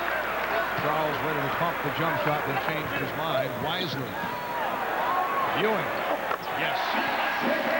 Well, it has been another standout game for Patrick Ewing. 35 points, 15 rebounds, 5 blocked shots. Patrick going against a San Antonio team that does not have the Admiral, David Robinson, who was sidelined by sore knees. Marv, the second leading scorer in the NBA, and he also, get this, leads his team in blocks, steals, and assists. Boy, did they miss somebody tonight. Those amazing categories of performance for a center to lead his team in. But no compassion from the Knick point of view. They will take it. The schedule has presented, as Daniels hits, has presented San Antonio with that. David Robinson, the Knicks have had their share of injuries, and you know that will be the point of view of Pat Riley. Knicks now lead 114-101, just under 2 minutes remaining in the fourth quarter. San Antonio had come in with 6 straight wins, 11 of the last 12, playing very well. John Starks with 26. It might be a unprecedented in NBA history for a center to lead his team in assists and steals, as David Robinson currently does. I know you'll be checking the record books. Perhaps if you find out the answer, you can edit into the Nick Rewind portion that will be on later on. Or I'll call you at 3 o'clock tomorrow morning. Well, the Knicks now lead 118 to 103. 8 points for Harper. One thing Pat Riley has to be happy about now is that his team did not let up with the opposing team's star player not present. Memories of Charlotte, down in Charlotte. In that game, both Larry Johnson and Alonzo Mourning were out, and the Hornets played very well, able to rise, as they did here at Madison Square Garden also. Miguel Knight. Well, Miguel Knight with 16. Vinny Del Negro 22. That's a season high for Del Negro. The Knicks with a 118-105 lead. Knicks shooting 54%. And San Antonio at 51. Ewing, the high man with 35. Starks has 26. Oakley, 11 points, 12 rebounds. Double dribble. Hopper put the ball on the floor, stopped, and did it again. And a timeout is called by the Spurs. John, a timeout with 21 seconds remaining in the fourth quarter. A clinical timeout.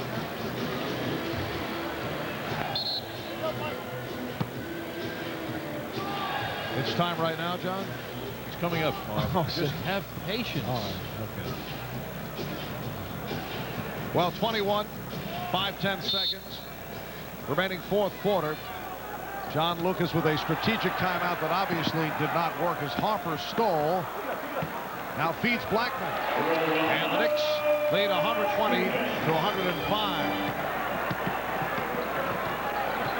Knight with Daniels pops the three and hits it.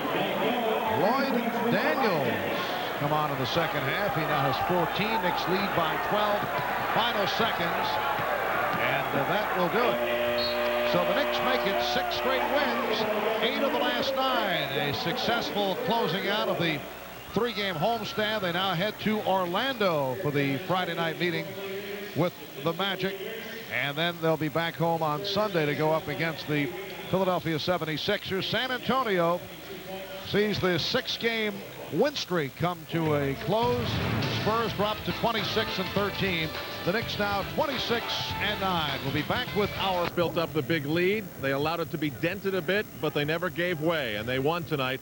Now, there was a game that the Knicks and the Spurs were playing, and then there was the game that Dennis Rodman was involved in. At one point, after talking to the fans, the Knicks, you name it, he went over and chatted with Pat Riley. Pat sort of let it go for a few seconds and then gave him a pat and said, okay, that's it, get out of here.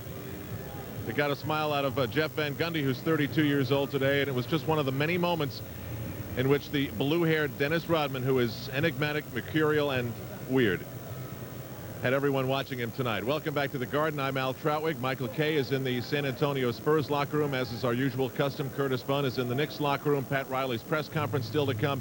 And we'll be talking to a member of the victorious Knicks who end the San Antonio Spurs winning streak. At 6 it ends. The New York Knicks have now won 6 in a row, heading into Orlando on Friday. That could be considered a test game. The Tri-State Jeep and Eagle scoring summary brought to you by your Tri-State Jeep and Eagle dealers. Patrick Ewing, without David Robinson in the game tonight, really took advantage of San Antonio. 35 points. He was powerful from the beginning, and 16 rebounds. John Starks, 26 points.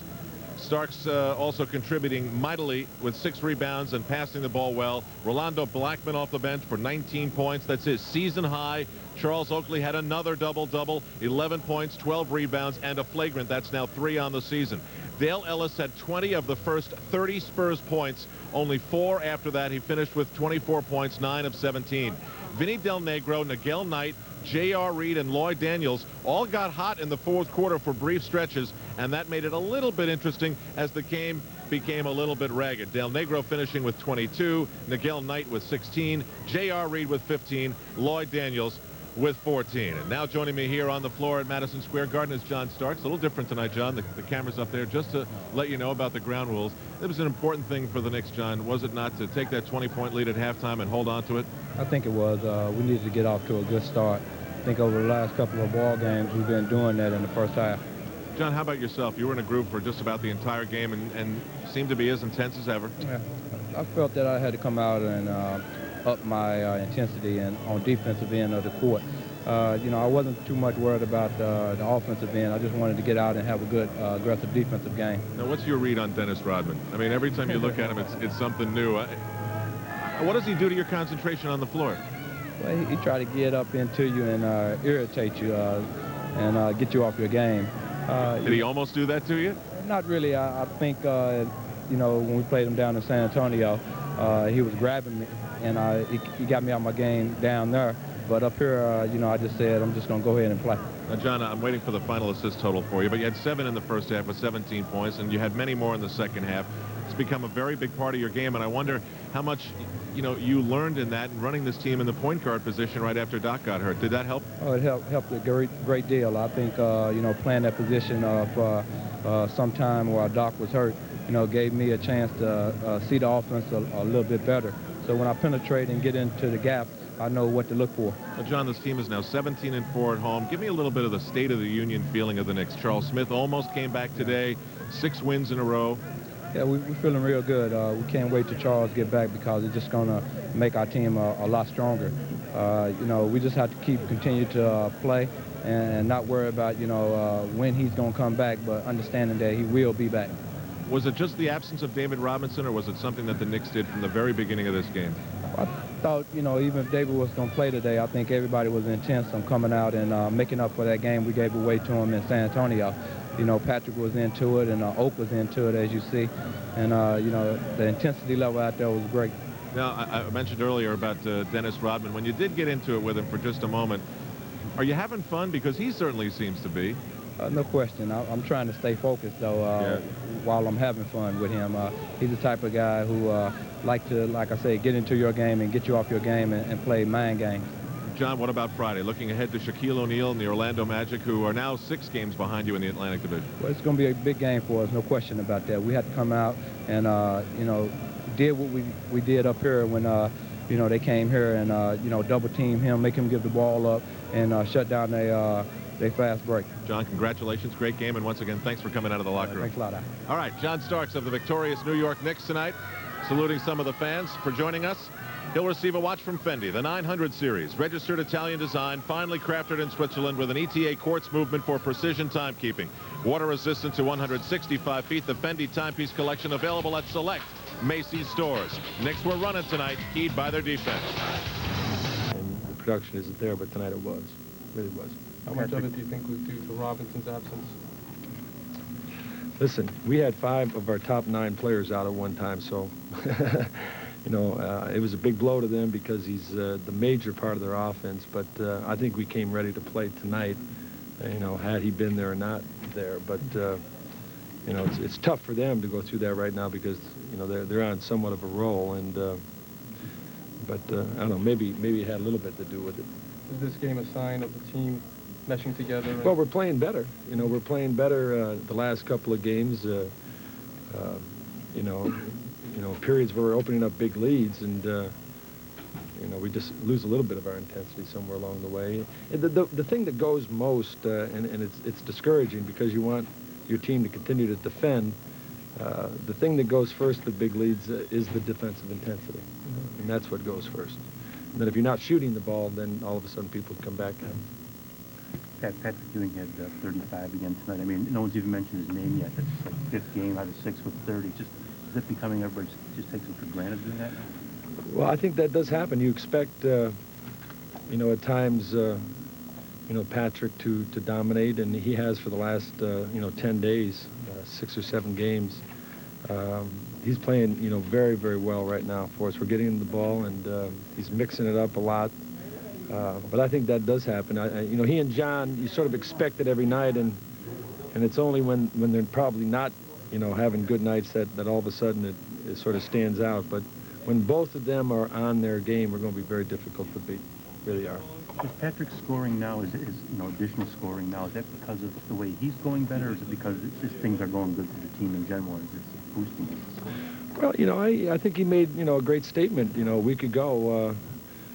We keep talking and working and trying to make adjustments on the post game, and sometimes, we do get him to think a little too much, and we take him out of his strength, and, he's an offensive player.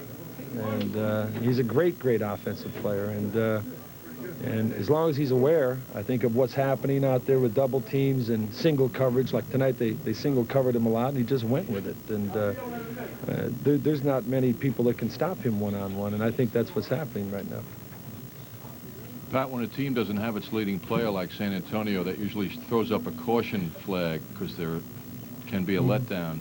Did you sense that with Robinson not there? Did you expect the Knicks to do something a little special without him being there? No. Did it force any we adjustments? talked yesterday about San Antonio being the hottest team in the league.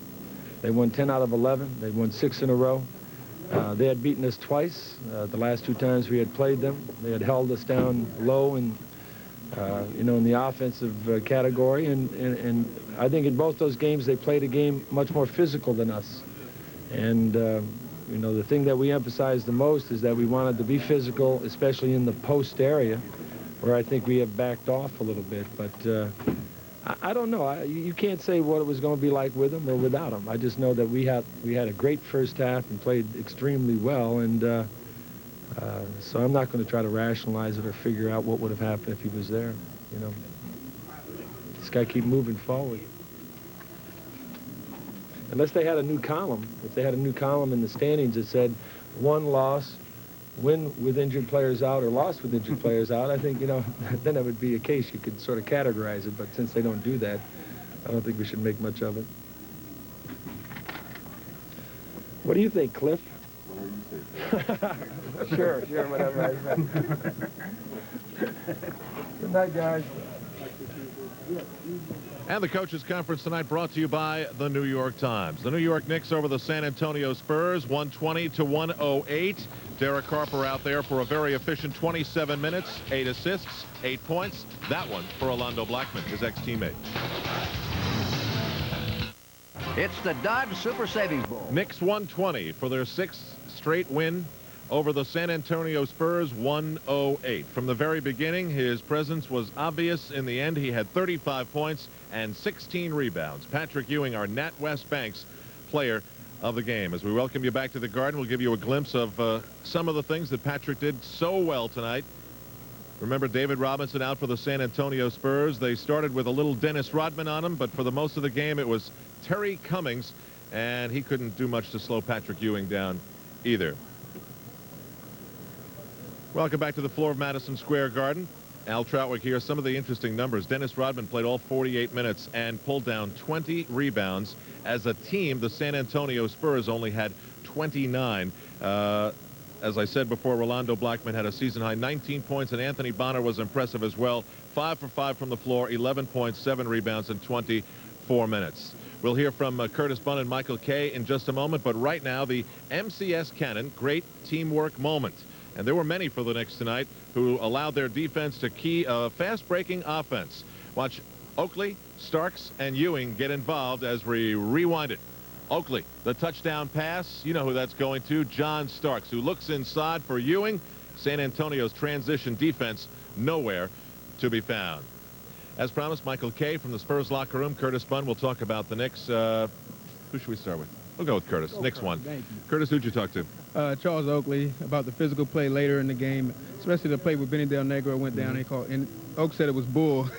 He was quite upset about it. He said, I don't know what happened. I really don't care what happened. He said every game they play, players are flopping when they set that pick and roll play, and he's getting a little disgusted by that. Now the replay seems to back him up as it being an unintentional move with the elbow, but certainly 3 points on that flagrant foul system. That's something he's got to be concerned with. Did you talk to him about that at all? Yeah, well, the Knicks have tried to disregard that completely, but I think it has affected them subtly. They are not the same physical team that they were last year, and I think that won them some games, and that was taken away with the rule. Oak said he's trying to play without it on his mind, but I think now that he's getting closer to that limit, it'll probably affect him some. Now, Patrick Ewing frequently in games when the opposing center is out or there's a key player missing, he's not always there as big as he was tonight, and he was from the very beginning. Did you talk to him? No, I didn't. Patrick was in the back. I think his hamstring was bothering him just a little bit. But that's what he has to do. He has to establish himself. I think a lot of times he tries to force it when he has smaller guys on him. And tonight I think he let the ball movement really help him. The guys really moved the ball well and went back into him, and he threw it back out, and then they went back, and he was able to score that way. And he can be effective against anyone, especially a smaller guy. Yeah, it's been a great 2-week streak for him. Who else? Check the pad. Oh, Hubert Davis was there. I think it's important to note that he had his cast taken off and put back, a new one put on yesterday, and he said he'll probably be back in about 3 weeks. But he liked the effect that Rolando Blackman has really stepped up in his place. He said Rose is a great pro, and he's shooting really well. And while he's out and he's disappointed by that, he's encouraged by the fact that Rolando, who had 17 tonight, really stepped it up and played well for him. Now, Monday, you and I talked about whether this could be a test game. I think the absence of David Robinson eases the test pressure off. But what about Friday? Friday definitely will be one because it's on the road, playing against Shaquille O'Neal. It's a tough place to play down there in Orlando. And Charles Oakley said we're playing much better right now, but we're still not where we want to be. They like the fact that they were able to maintain that lead today, but he still feels like they're inconsistent, and they haven't played a full 48-minute game where they're really clicking on all cylinders, so to speak. All right, Curtis, thanks very much for the Knicks locker room report. One other note, Anthony Bonner injured his groin, something else we might want to look into. He was limping heavily as he walked off the floor minutes ago. Now let's get to Michael Kay and what was going on with John Lucas and Dennis Rodman and all those guys. Well, first of all, Vinny Del Negro and pretty much the entire Spurs team thinks that Oakley did it on purpose. And he said, you know, you don't know, it's a pick and roll. He said, but I'll tell you one thing, that elbow was pretty high. And then my question to Del Negro was, well, if you thought it was on purpose, you seem to react pretty calm. And he said, listen, it's part of basketball, and you have to know that. He said, but when people do it to him, meaning Oakley, he reacts really wild. He said he's got to take it just like he dishes it out. And although he didn't want to come out and say it was on purpose, he said everything but it was on purpose. But his teammates heard what I was asking him, and they were screaming, he did it on purpose, he did it on purpose. Well, you decide. You look right here, when he tries to fight through the pick and roll, he does have the elbow up high, and you take a look at Vinny Del Negro's right eye, and it's completely blackened right now. That wasn't from a shoulder, that was from an elbow. And although Oakley is a little taller than Del Negro, you have to pretty much assume you have to put the elbow up to get him in the eye. And Del Negro was kind of saying, and everybody else was coming out and saying it was on purpose. And you have to factor reputation in. At least, you know, that's part of the mix. Now, that's 3 flagrant foul points for Charles Oakley. He's allowed 2 more after that. It's a suspension for every game, for every point that he gets. We'll be back with more of Michael Kay's report as to how the Spurs saw tonight's victory by the New York Knicks. John Starks had it all working.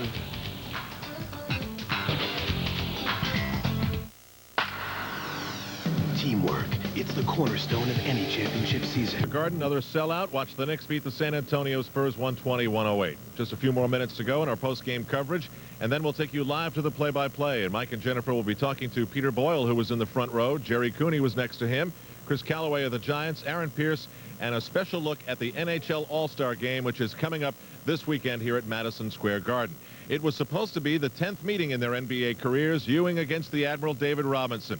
But it is not. It was the second game that Robinson has missed. He missed the game on Monday, a victory over Washington, and had an MRI in New York yesterday in which he was told that we see nothing, but that doesn't tell him why he's hurting, does it? Right. He said he feels a lot better than he did. He said he couldn't even walk when they were going to play the Bullets. He said so he knew he couldn't play. Today, Lucas and Robinson said he probably could have played, but because of the physical nature of the game, or the expected physical nature, they thought better to sit him out.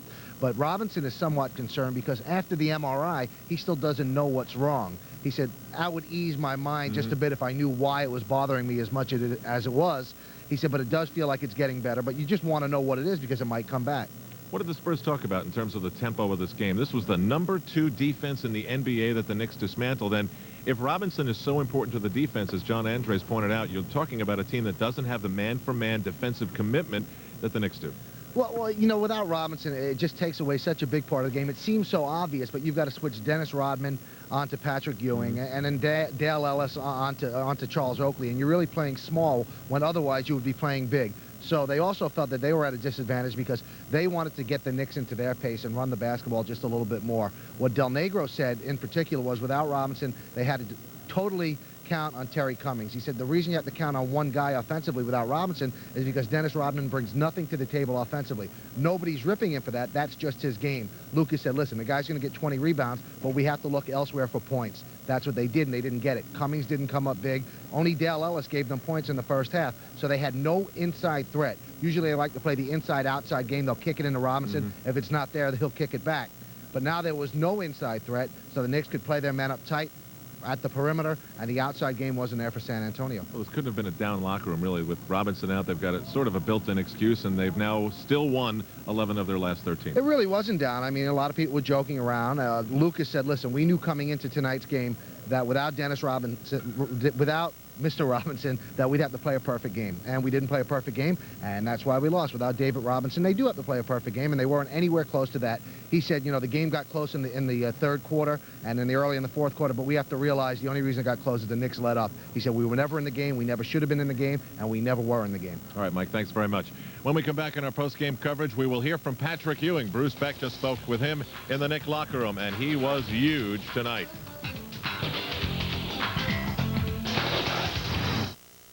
Every week, join MSG's Mike Crispino. The Bud Dunk of the Game is brought to you by Budweiser, fresh, pure, natural, proud to be your Bud.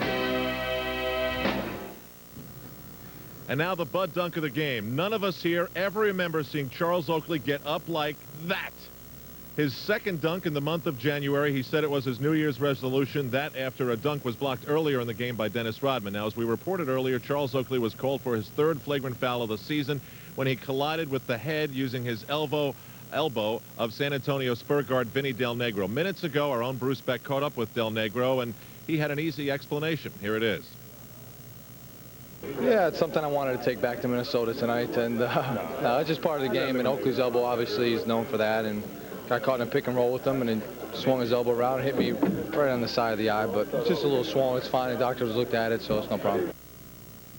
All right, again now to the story of the Knicks, Patrick Ewing and John Starks. At halftime, they went into the locker room with 23 for Ewing, 17 for Starks, and that was the early story in the game. Bruce Beck minutes ago in front of the locker of the captain of the Knicks, Patrick Ewing, who finished with 35. Patrick, do you feel like yours and John's first quarter shooting kind of set the tone in this one? Yeah, I thought, you know, we came out intense. We knew what we had to do. We got good shots, and we took them and made them. You know, the rest of the guys, you know, chipped in. After a number of games where you guys gave back the lead, was that a focus tonight to try to go out there and maintain the lead throughout? Yeah, we tried to. You know, we kind of slipped a little bit, but we didn't let them cut into the lead as big as we have let other teams. But, you know, I thought for the most part, you know, it was still an up and down game for us, but for the most part, we played a pretty good game. What was it like going up against Rodman? Well, you know, he's a lot different from a lot of guys. You know, he's wiry, he's slippery. And he was just trying to get me off balance and stuff, flopping, doing whatever he had to do to stop me from scoring. Did you feel like you had a size advantage throughout and you tried to take advantage of that throughout the game? I wasn't even worrying about any of that stuff. I just was worrying about, you know, going out and doing what I had to do. If I got the ball and I had a good position to try to score, if they double me, kick it out. Pretty solid stretch now, 6 wins in a row? Oh, definitely. You know, I think that, you know, the sky's the limit. We just have to stay focused and try to improve with every game and every practice and just keep on getting better. Well, that's 5 out of the last 6 games now that Patrick Ewing has scored 30 or more. The Knicks beat the San